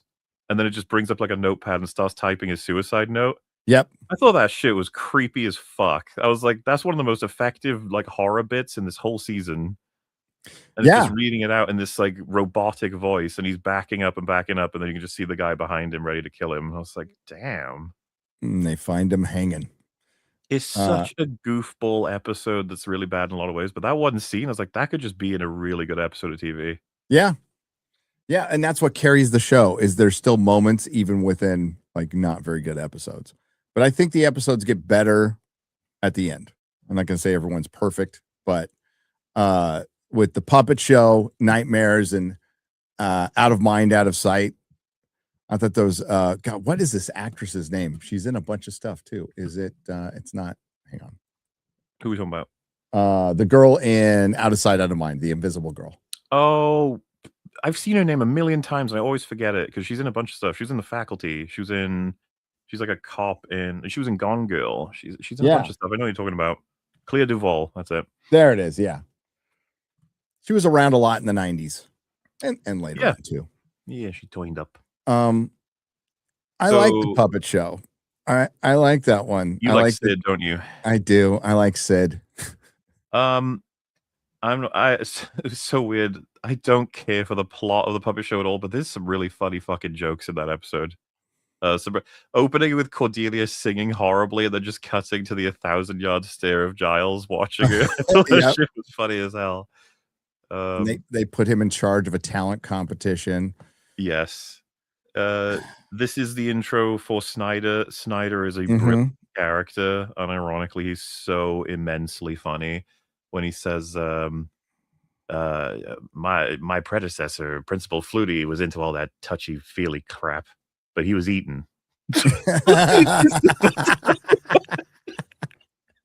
He's so fucking funny. Yeah. So Sid, the demon fight. I want a whole story of the demon fighting puppet. Yes. Yeah. Yeah. I think the concept is better than the execution. We'll just it'll take a while to get there, but just keep that in mind. If you think about it. Did you catch the lie where Willow suggests they do acting and then they say why for the talent show? She says because it's the best way to pass the talent show because it doesn't require talent. Bit of fun. Yeah, they all get recruited in the talent show, and there's a demon that needs a heart and a brain, and for it to survive 7 more years. And there were 7 of them or 6 of them, and Sid came across it before. That's why he doesn't have a body anymore. And you think he's the bad guy for most of the episode, right? And he thinks Buffy's the bad guy, and he thinks Buffy is the demon. So when they finally, it's so funny when you see Sid trying to stab her. It's this dumb little puppet. And then the music and that whole bit for me, I'm just like, oh, this is old. It's like this is clunky. This is having trouble. But then they both go, what? And then Sid's like, yeah, I've been fighting for years. And he finds out he's like from the 30s. So he's been around a long time. Yeah. And he's a pervert. Yeah. He's all young, newbie. Sid's in the Chaos Bleeds game. I'm pretty sure you get to play as him. Do you ever play that? Yeah. Oh my god, it's been forever. I said God. to my chat, I'll play that fully once I do like full Buffy coverage someday. So it's on the way, I suppose, behind all the other games I plan to stream. But What do you play it? What are you going to play it on? it's on GameCube and PS2, I want to say. So I just need Dolphin emulator probably for that. But I think it's got an original soundtrack, and then it's got Giles, obviously. When did that come out? 2002 would be around the guess of mine. I remember when that came out. Might have been after the show ended. I'm not sure because I want to say it's season 5. I believe. Everything had a fucking video game in the early 2000s. Yeah, man, it was awesome. It was good times. Because yeah, if we ever get to play anything together, it's got to be Return of the King on probably on GameCube, I guess.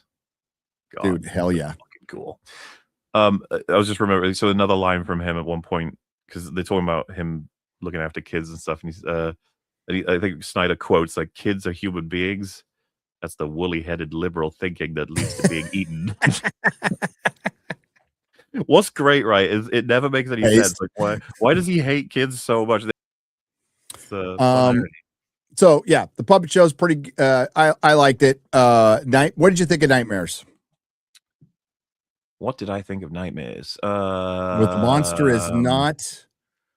Well, I mean, it's kind of the Hellmouth, but the monster is a person.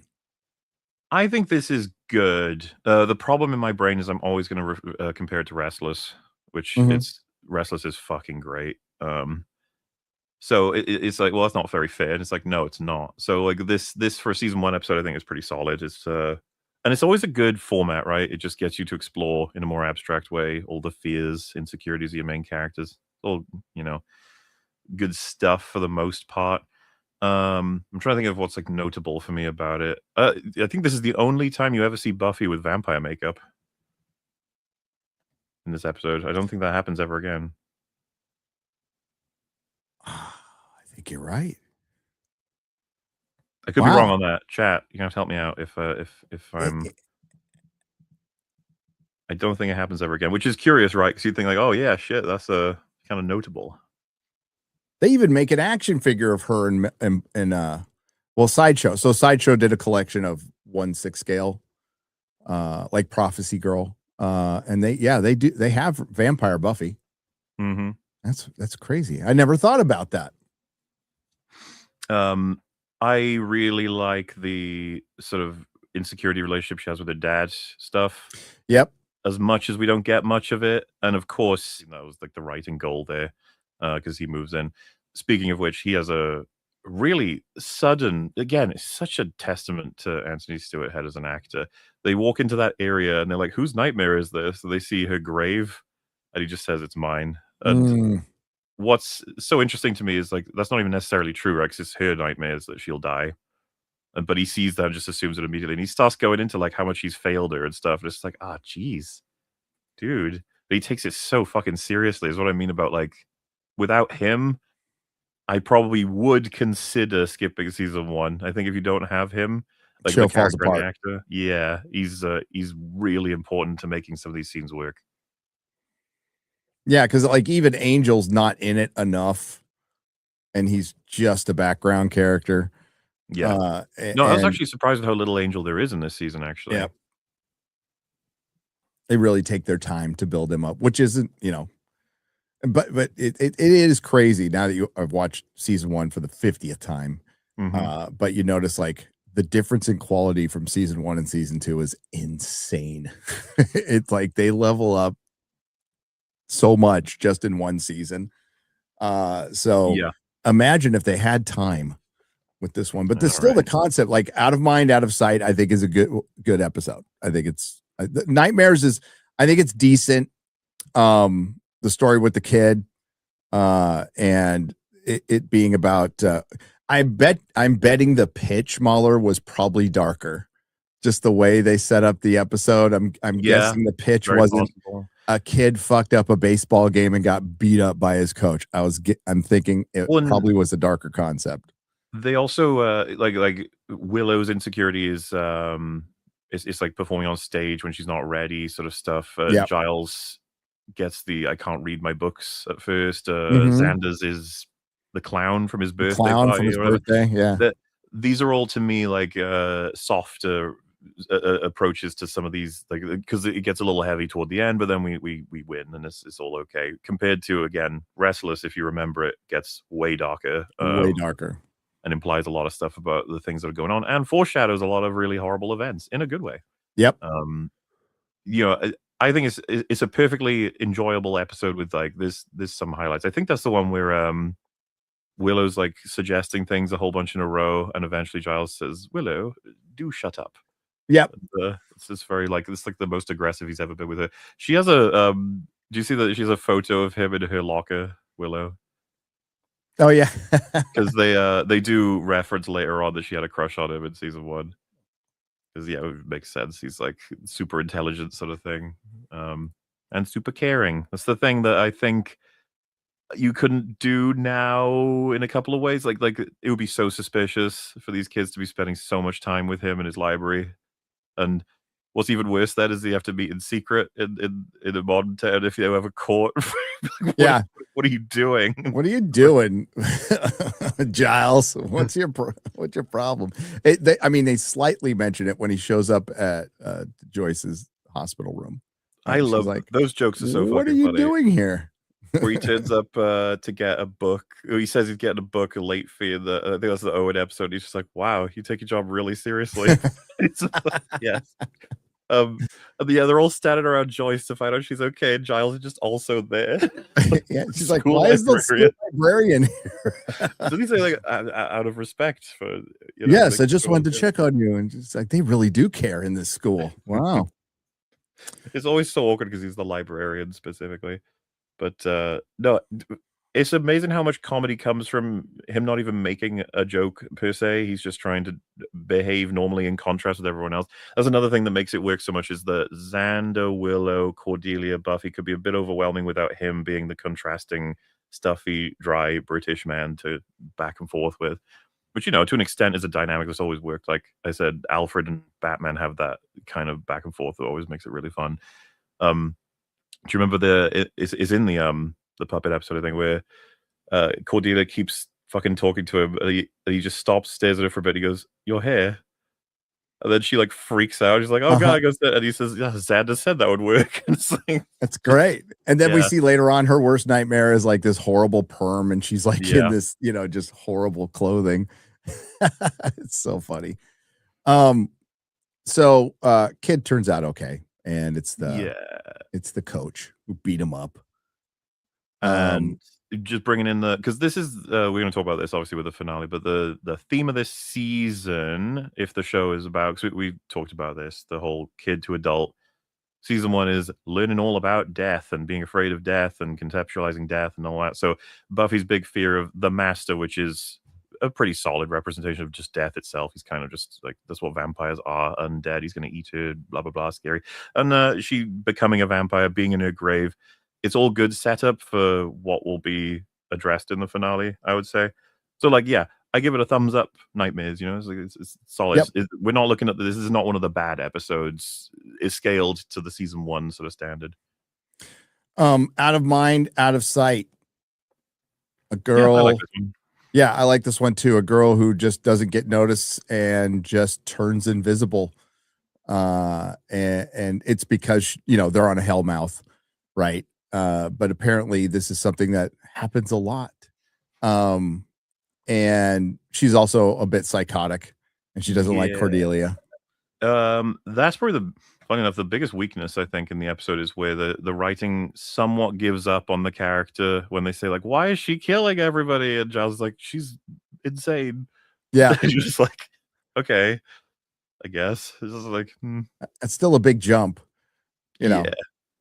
But going after people vengefully, but then trapping a bunch of people in a room, fucking gassing them to death. Is like, damn, that's yeah. She was ready to take out the entire school at some point. So yeah, she was obviously angry because she didn't get noticed. She tried and she didn't. So she eventually faded, and then nobody noticed, not her parents or anything.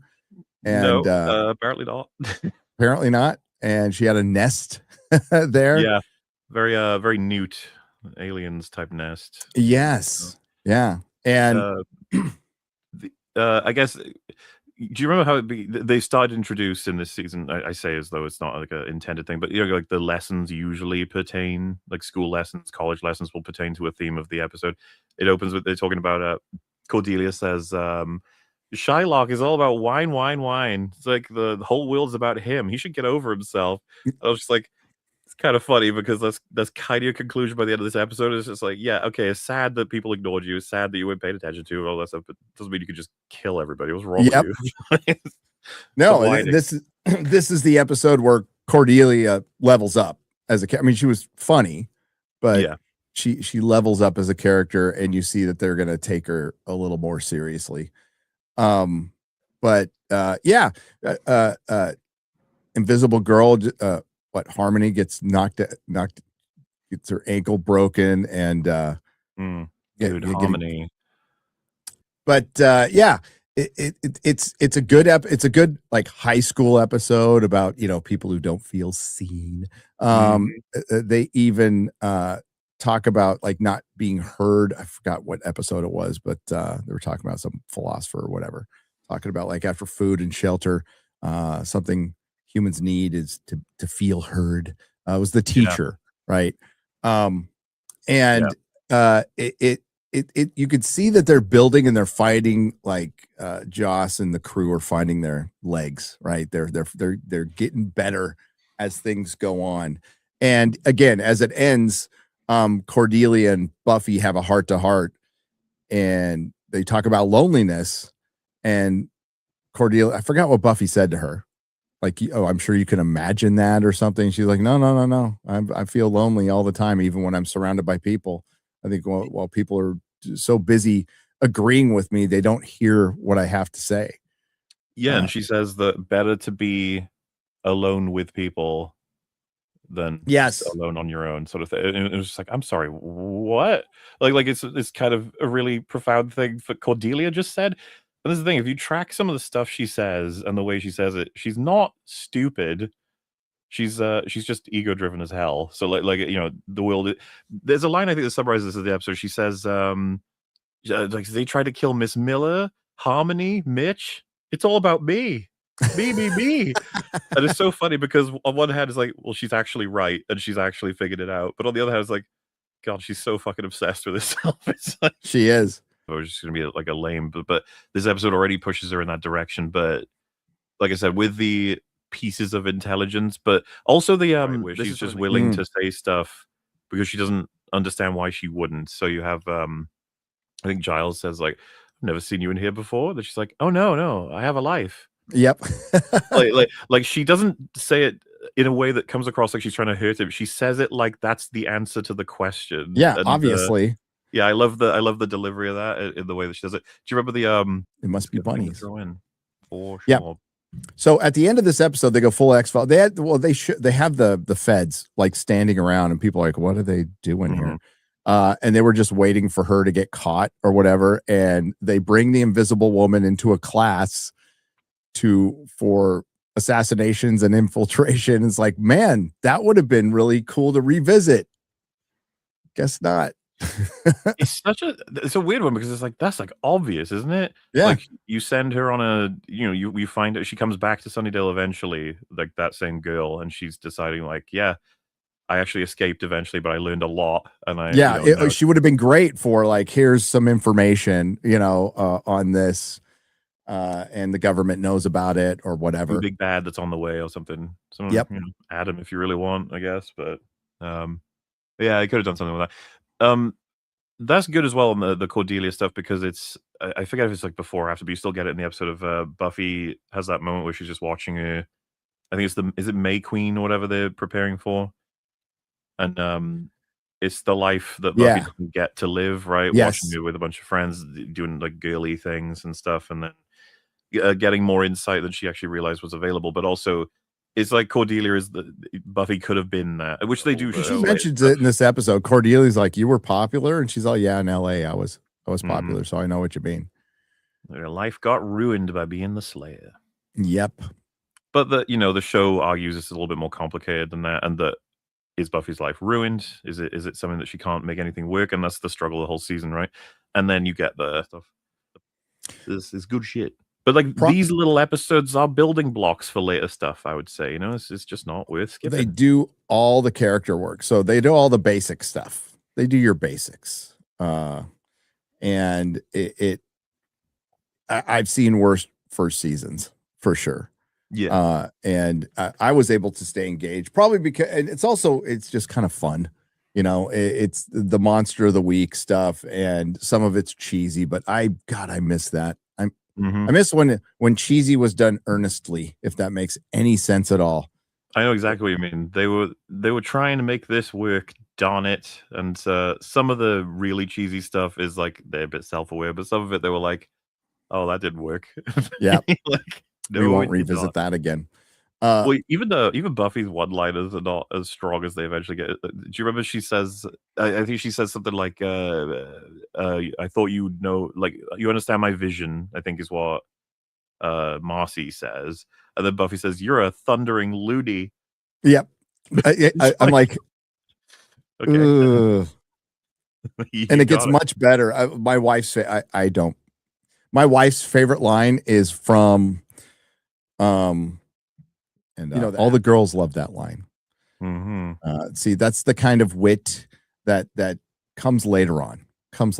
But Prophecy Girl, where she gets her dress. Her dress. Well, so how do you? I guess do we even ask this question? What is the favorite episode of the season for you? I'm going over the list right now.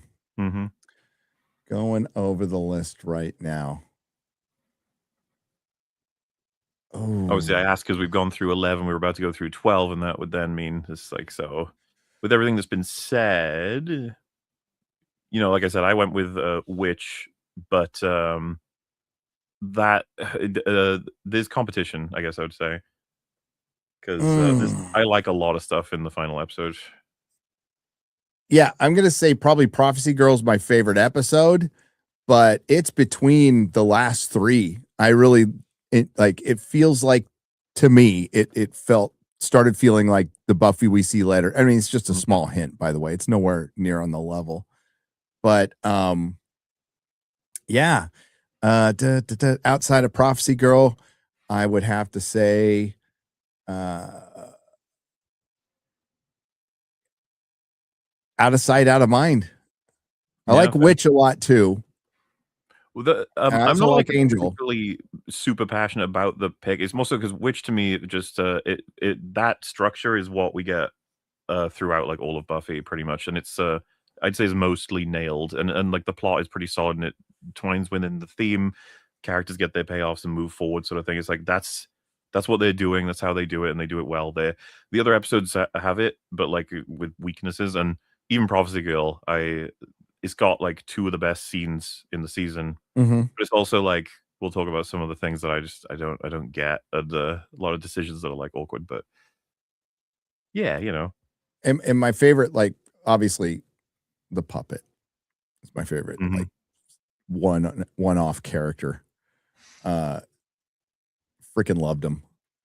And the way they send him off, so it's like you're getting the very end of a story that you're never going to get. This demon hunting puppet who's been fighting for decades. And when he finally gets freed, when Buffy has that talk with him, and she's all, when you mean freed, you mean die? And he's like, yeah, because my body is bones and dust. I just want to be out of this, and it makes him a true hero, he's perving on Buffy, but whatever. He's a puppet. He's harmless. He's a puppet. It's not going to be able to do much, is he? But with Prophecy Girl, they do kind of ramp up the stakes a bit, but then we have the Anointed One, who right, nothing. Who is fucking pointless, and it's like the Anointed One shall lead her to her death. Also, you're like, okay, and it was just like he leads her to the death. That's all he does. She was going there anyway. It's just like whatever. Yeah, but this has, like you said, it has the best scene in the series. Yeah. When I guess, do you want to do it now or get there in a minute? We can sort of talk around it a little bit. Do you notice like the slow mo with the first fight she has in this episode? I remember just being like, you can tell they're bringing out the big guns, the Yep, equivalent of season 1 big guns. You know, it's like we're taking this one seriously because this, unlike the pilot in a different way, this is like the please want us to come back. Okay, like this is our please last renew gasp. us. Yeah. Even the showing the dust, I think that's the best graphic they have throughout the whole season of Dusting a Vampire. Yep. Like they're saving their budget, which is something they keep doing. And I know Joss Whedon's talked about, like, they'll save it all for that last episode. They try to make something big happen, which is why when I watched Firefly for the first time, I was a little confused. I was like, oh, I thought they usually do the big bombastic thing. It's like, not quite. That last episode of Firefly season is not quite the same as that. It's the one with, but it's still really fucking good. But point being, they don't fight some giant monster in a spectacular circumstance with all the characters doing all kinds of wacky things, which is more so what Buffy ends up doing. Oh, Firefly got screwed. Yes. And it was also it was also a victim of Joss Whedon. So Joss Whedon can, even before he got into his troubles, could be his own worst enemy. And you just spoke of it. If he would have been patient with Angel season 5, it would probably been renewed. If he would have been patient with Charisma Carpenter, he wouldn't have problems he had later. And I think he got all caught up in making all these shows, being a rock star, getting his way. And then this, thing, you got this TV show that's a success, right? And what was most important to Joss is he was a nerd, so he was king of nerds. Like girls were wearing shirts that said Joss, something to the effect of Joss is my god, or Joss Whedon is my god. So that's probably going to go to your head a little bit. So when you get this monkey wrench of, oh, I went out, didn't have to do that storyline. No, he didn't. Yeah, and no, and he was a fucking dick in this situation. Complete dick. Also, he and Sarah Michelle Gellar, I'm wondering if their relationship was ever good. Probably not. As soon as you clear like season 2-ish, 3-ish, they're both integral to the production of this thing, and then they both use that leverage to try and pull levers here and there for what they want until it's very obvious she hates him. Oh yeah, to the point where I remember when they were doing Buffy panels and stuff, she would never show up ever. Yeah. And I remember it was a big deal when she went to con, and this is like the first time Sarah Michelle Gellar's going to con to talk about Buffy, and she was alone, and she liked everything else about, like, she got along with her co-star. I think she's still buds to this day with David Boreanaz. She just didn't like Joss. But you completely understand why she didn't like cons. Listen, I love cons, but the Q&As are usually pretty cringe. If you can find MauLer, I'm sure somebody videoed it. I was there. The Q&A she had was fucking some of the, it was hard to sit through. I was so uncomfortable. I'm like, oh my God, these questions are so weird. Was it all like shipping questions and shit? Or yeah, it was just a bunch of it was fucking bizarre. And I am used to going to cons and listening to bizarre questions, but this was on another level. And not just because they were asking her it was just weird fucking dumb questions and not like good questions about the show.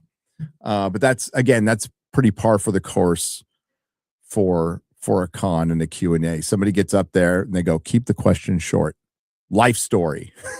You get a life story, and then you don't even get a question. You're like, where was this guy or girl even going? But it's hard to explain unless you just go find. And I think it was right around the end. So 2000 Comic-Con 2002 through 2004. I'm sure there's video of it. But if you saw all the other panels they did, like Joss was always charming at panels. So his panels were entertaining. Nathan Fillion was the best at running a panel I've ever seen. I remember questions like somebody asking Joss who his favorite Harry Potter character was, and of course he answered Hermione, right? Like the panels were really good, and you'd have everybody there. And it's that's why it's really sad to see what happened to Nicholas Brendan, because, 20 years ago, he was really sharp and funny, like a really sharp and funny dude. And you saw his degradation throughout life, who just passed, by the way. Rest in peace. Drugs fucking suck. But yeah, I don't think they ever got along. I mean, we heard about it even back then, like that they hated each other, but they stuck together for 7 seasons. It couldn't have gone longer than that, though. There was no way. It was at a breaking point, and I think Joss was done with her, and she was done with him. And that's why, Angel probably got a little more care, towards the end. Yeah, I'll argue to the end of time. Angel season 5 is like everyone locks the fuck in on their team. It's really lean and streamlined, and they tell like 3 seasons of story in 1 season. But yeah, the problem with all this obviously is just we never know what the other side of the story is.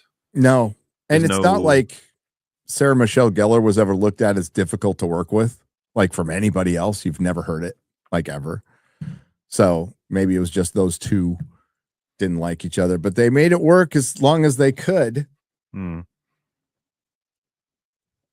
But in in the finale here, best episode of the series, I think. They get to business right away. And, Giles discovers that there is a prophecy. We don't find out right away, but you can pretty much tell what it is. And Buffy's going to die, and he's freaking out. And I think he pulls this off so well. It really sets the tone for the episode, and he's kind of short with Miss Calendar in the beginning, and it's kind of out of character for him. So, like the gravitas of the situation. And this is where Anthony Stewart Head just fucking rules. It's almost like sets up a thing as well. He does this a lot, eventually awareness of it in the show, where he'll be reading a book and then he'll go, oh no, something catastrophic is happening. And, it's just like whether or not it'll actually come true. But yeah, it's always going to be carried through by the fact that he takes it so fucking seriously. And like I said, there's all these just little hints that it's probably something way worse this time. And if you notice in this the last episode, you'd be like, oh, what will it be?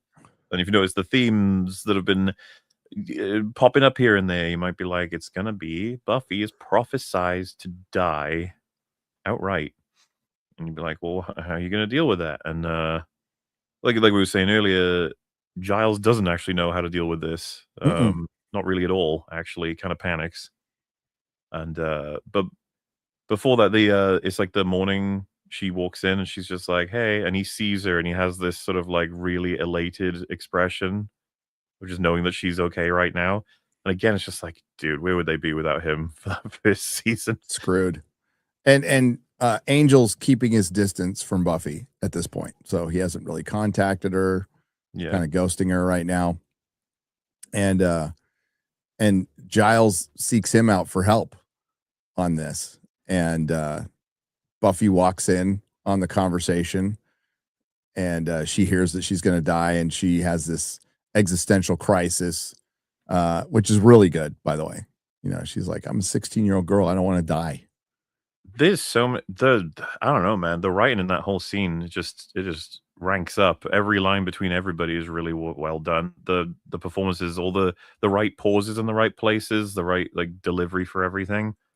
Both Giles and Angel being unable to tell her basically anything useful because they don't know how to deal with this or what they're supposed to do. She heard something she wasn't supposed to. And then, for Buffy being throughout this whole season quite strong, assertive, even in the face of death, kind of making some jokes, doing some one-liners, always managing to beat the day. She just gets told definitively by a book, there's nothing you can do, you're going to die. You're dead. And she gets to perform a part of the character that you don't really see in the whole season until this point, which is just she's terrified. She doesn't want to die. Yep. And this is where you see that she is I forgot how old she was when she was playing this, but you see she is this young girl, right? Put in this ridiculous position, and the weight of that really comes home to everybody. This is the episode where Xander asks her out and she turns him down. So he's bummed. He's listening to I Fall to Pieces in his room by himself. And Willow sees all her friends like murdered. And she has that great line of like, this is different. You know, they came into our world and made it theirs.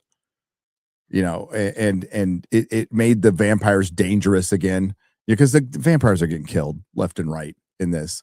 And occasionally they have to make them really scary and horrible again to not make them, I don't know, like the anti-vigilante task force and Daredevil who just gets killed all the time and beaten all the time. So I thought that was a love really good that, scene. getting Buffy back in as well, right? Like she said she doesn't want to do this. She's out. She's going to leave. And then Yep. Willow saying they made it theirs sort of thing. Like Buffy's decision is basically, even if it means I'm going to be risking dying, I'm going to make sure like I can, you know, do what I can to get this back to. That's what pulls her back in after. I'm sorry, I skipped over that when Buffy found out she wanted to die, or she was going to die. She's like, I quit. I'll make this easy. I'm done slaying. You guys deal with it. And begs her mom to take her out for a weekend. And then she talks to Willow after her friends get murdered. And that's what kind of pulls her back in. And like, okay. I love that image of the bloodied hand on it's like Looney Tunes is playing on the TV. Yep. It's such a good visual, which by the way, I felt like they used that in 28 Years Later, that same visual, Nia. Do you remember this blood splat on the TV? It's like Teletubbies is playing. Yep. I was like, oh man. I don't know if I'm not going to say this is the first it was ever used or anything, but it's a pretty good visual for like reality is just fucking crashed into, which again is like thematic on point for the season. It's all about like, you know, you can't live in the child world forever. We feel like invincible. Bloody hand on your childhood. Yeah. It's a nice way of doing a more bit of violent imagery without breaching any kind of age rating. You'll be fine. Or crazy age rating anyway. But and again, it's the best moment of acting in the season, very likely from Sarah Michelle Gellar in that scene. And then Alison Hannigan is really fucking good when she's basically explaining that she's terrified and the vampire's taking over. And then of course Ashley Stewart Head just doing amazing throughout the whole thing as well. It's what it is about this episode. You're like, there's potential here. This show, like, yep, feels like they're churning something. You know, which is better late than never. But obviously, the point we're trying to make is that this is all basically them being like, we're figuring this out, guys. We're almost there. I swear. Yeah, I think it's the first time in the season we saw little snippets of it, but this is the first time we see a big chunk of what's to come, right? Yeah, and it creates stakes. These things and stakes are all based on how much we care about the characters. You can present things all day long, but if I don't care, like sorry to go back to Daredevil again, but if you have Vanessa die, but it's totally meaningless and stupid, you know, you can't just go, well, the Kingpin cried because his wife died. It's like, yeah, but his wife died in a really dumb way, and they didn't need to kill her, and I didn't buy it, so therefore I don't feel the stakes. This one, Buffy, even in season 1, makes sure to do that, does the work to do that. And you see the desperation of Xander, you know, who was feeling sorry for himself, and Angel and Giles, and they don't want Buffy to die. So Giles steps up and goes, you know, no, you're when Buffy comes back and says, no, I'm gonna deal with the Master, and he's like, nope, I'm going, and you need to listen. Again, it's almost like him being somewhat childish himself in the sense that he's got no chance. Like it's just gonna have to be her or it's no one else. And yeah, where he's like, I've made up my mind. She's like, so have I. And he's like, I made up mine first. I'm older. I'm wiser than you. Just like playing into the schoolyard shit. It's very funny and, you know, like cute in a sense of he's rising up to a pretty courageous move there, but everyone knows like it can't be you. You'll just die. So it's got to be her. Yeah. So she knocks him out and goes out, gets the crossbow, and gets to work and meets the Anointed One, who literally takes her to her death. A death that happens, by the way. Again, I mean, we've talked about it, but the Anointed is such a useless part of this whole season. Yep. It's Yep, which makes yeah, she goes down into where the master is and takes him on, and he beats her pretty easily He's in the got beginning. this hypnosis element that is a bit shaky in reference to the whole series. Sorry. So you have, I think, if I'm right here, you've got the map. I don't know what else to say in terms of like the scene works well enough, right? And it's like his dialogue is better here than elsewhere. But Yep, you know, he doesn't kill her either. He could have, like kill like break her neck or, so to speak, drink her dry. But she gets kind of lucky and falls face first into water, which unfortunately is unlucky in the sense that she drowns. Like, so she drowns. She would have. Yeah. What I'm saying is, like, if he had dropped her and she hadn't dropped into the puddle, I guess she would have just lived outright. She would have been fine. Yeah. Don't know what he was thinking there. That's what I'm saying. It's like for the big bad conflict, it's a little underwhelming in terms of like, what is he doing? A little bit of plot armor. That's what we're gonna say. It's a little bit of plot armor. She falls into the water. She does die. Angel and Xander get there a little late, and then it's that break for commercial. So it's like she's dead. Dun dun dun dun. Then they get back. It's like, let's do CPR. And then we have what might be, unfortunately, my vote for like the stupidest line in the entire season, where Angel says, "You have to do it. I have no breath." I have no breath. He says with words spoken through breath. And it's not really consistent with that, like the whole like he doesn't need oxygen thing. It's so stupid because he's actually, a vampire is better poised to perform CPR, quote unquote, than a human because they don't use the oxygen, right? So the air's going in and out and it's not converting. So yeah, it's actually better, if anything. And they clearly use their lungs to suck in and push out air, so I don't know why. The only assumption I could have is just like, well, yeah, but we need it thematically, so to speak, with like the arc. Like Xander needs to be the one that saves her because of the different things they're doing right now. And he's like, it can't be Angel. And it's like, okay, well then you just there's a vampire or two, and Angel has to fight them while Xander just saves say, her. Angel, make a joke out of it. Go, how old are you and you don't know CPR? Yeah, you could actually just do that. Yeah, it's all vampire. Like, why would I need CPR?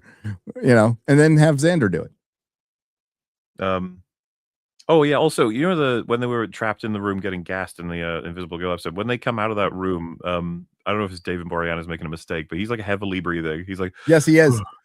And this is right before he's like, you guys go ahead. I don't need to breathe. You clearly yeah, clearly do.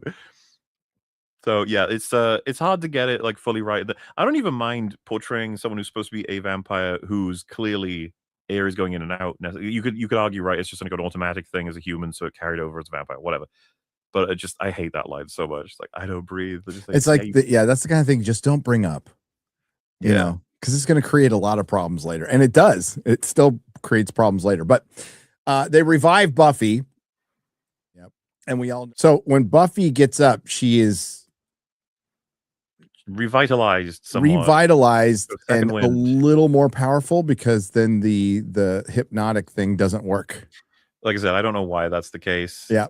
She even says save it for the tourists, and I was like, what does that even mean, Buffy? I know. What are you saying? What's going on? And the Hellmouth is under the library. Yeah. Seems going to be fun to talk about. There's so many good episodes in that one. Yeah, there is. So the Hellmouth is starting to open. Miss Calendar took off with Willow. Buffy's with Xander and Angel. They end up having to come back because like an army of possibly zombies, possibly vampires appear. Yeah. And then they surround the school, and then there's a big crazy creature rising out from the Hellmouth, or it is the Hellmouth. They kind of aren't super duper clear on that, because when Giles sees it, I think he says the Hellmouth, because it ends up, the Hellmouth ends up being more like a portal. And also the Mastis is like, he's a little clap where he's like, we're winning. But it's all going off, man. Everything's going to shit. Can Buffy do it? Can she save the day? And they play the theme. The theme song. Yeah. It's like, oh, okay. You know what I found so awkward about that bit? And this is just clearly because they haven't figured everything out yet. She sees a vampire. She punches him and he falls over, and then they all walk away from him. It's like, yeah, you're like waiting for some. They're playing him. the theme and they're building up. I'm like, oh, we're gonna get some freaking Slayer karate kung fu, right? Oh no, she just trips him, kind of walks away. That's all she does. He doesn't get back up. Nope, he's just down. And has her big fight with the master. She throws him through a window. He falls on a piece of wood that she noticed, and staking him. And he's dead. Never, ever to return. His thrall no longer works as well as he wanted it to, and he has fruit punch mouth. Yeah, she's all, you have fruit punch mouth. I'm like, what is that? I like the I may be dead, but I'm still pretty. I think that's a good line. Yeah. And they go to the bronze and dance afterwards. And it all works out for the best. It all works out. Season 1, and this. Well, I was just gonna say the sense of like this is what it has to offer. I mean, on that front, but keep going. No, and like no pan back to the, because when I first saw this, I was waiting for them to pan back to the skull and it was going to do something, like it was going to move or something, and nope, they just. Which is funny considering the first episode. So it's kind of funny in isolation. The fact that she died and came back and she's just super confident is kind of like, really? I would have thought, considering everything in the season, that maybe there'd be a bit more for her to consider regarding that. I was like, okay. So, it helps out season 1 in the sense of like, how much would this actually affect you? And it's just like, well, it works. It's as a story that could have ended with 1 season, and you and I probably would never have talked about it in our lives. Nope. We are instead looking at the foundation of 11 additional seasons on top of this. Yeah, something that changed the face of pop culture and genre television for good and bad forever. That is kind of crazy, isn't it? Because if anyone had zero context for this show, how we've just talked about it, you'd be like, why would I watch this? And you're like, well, we haven't really gotten there yet, and we won't for a little bit. But for now, this is how it starts.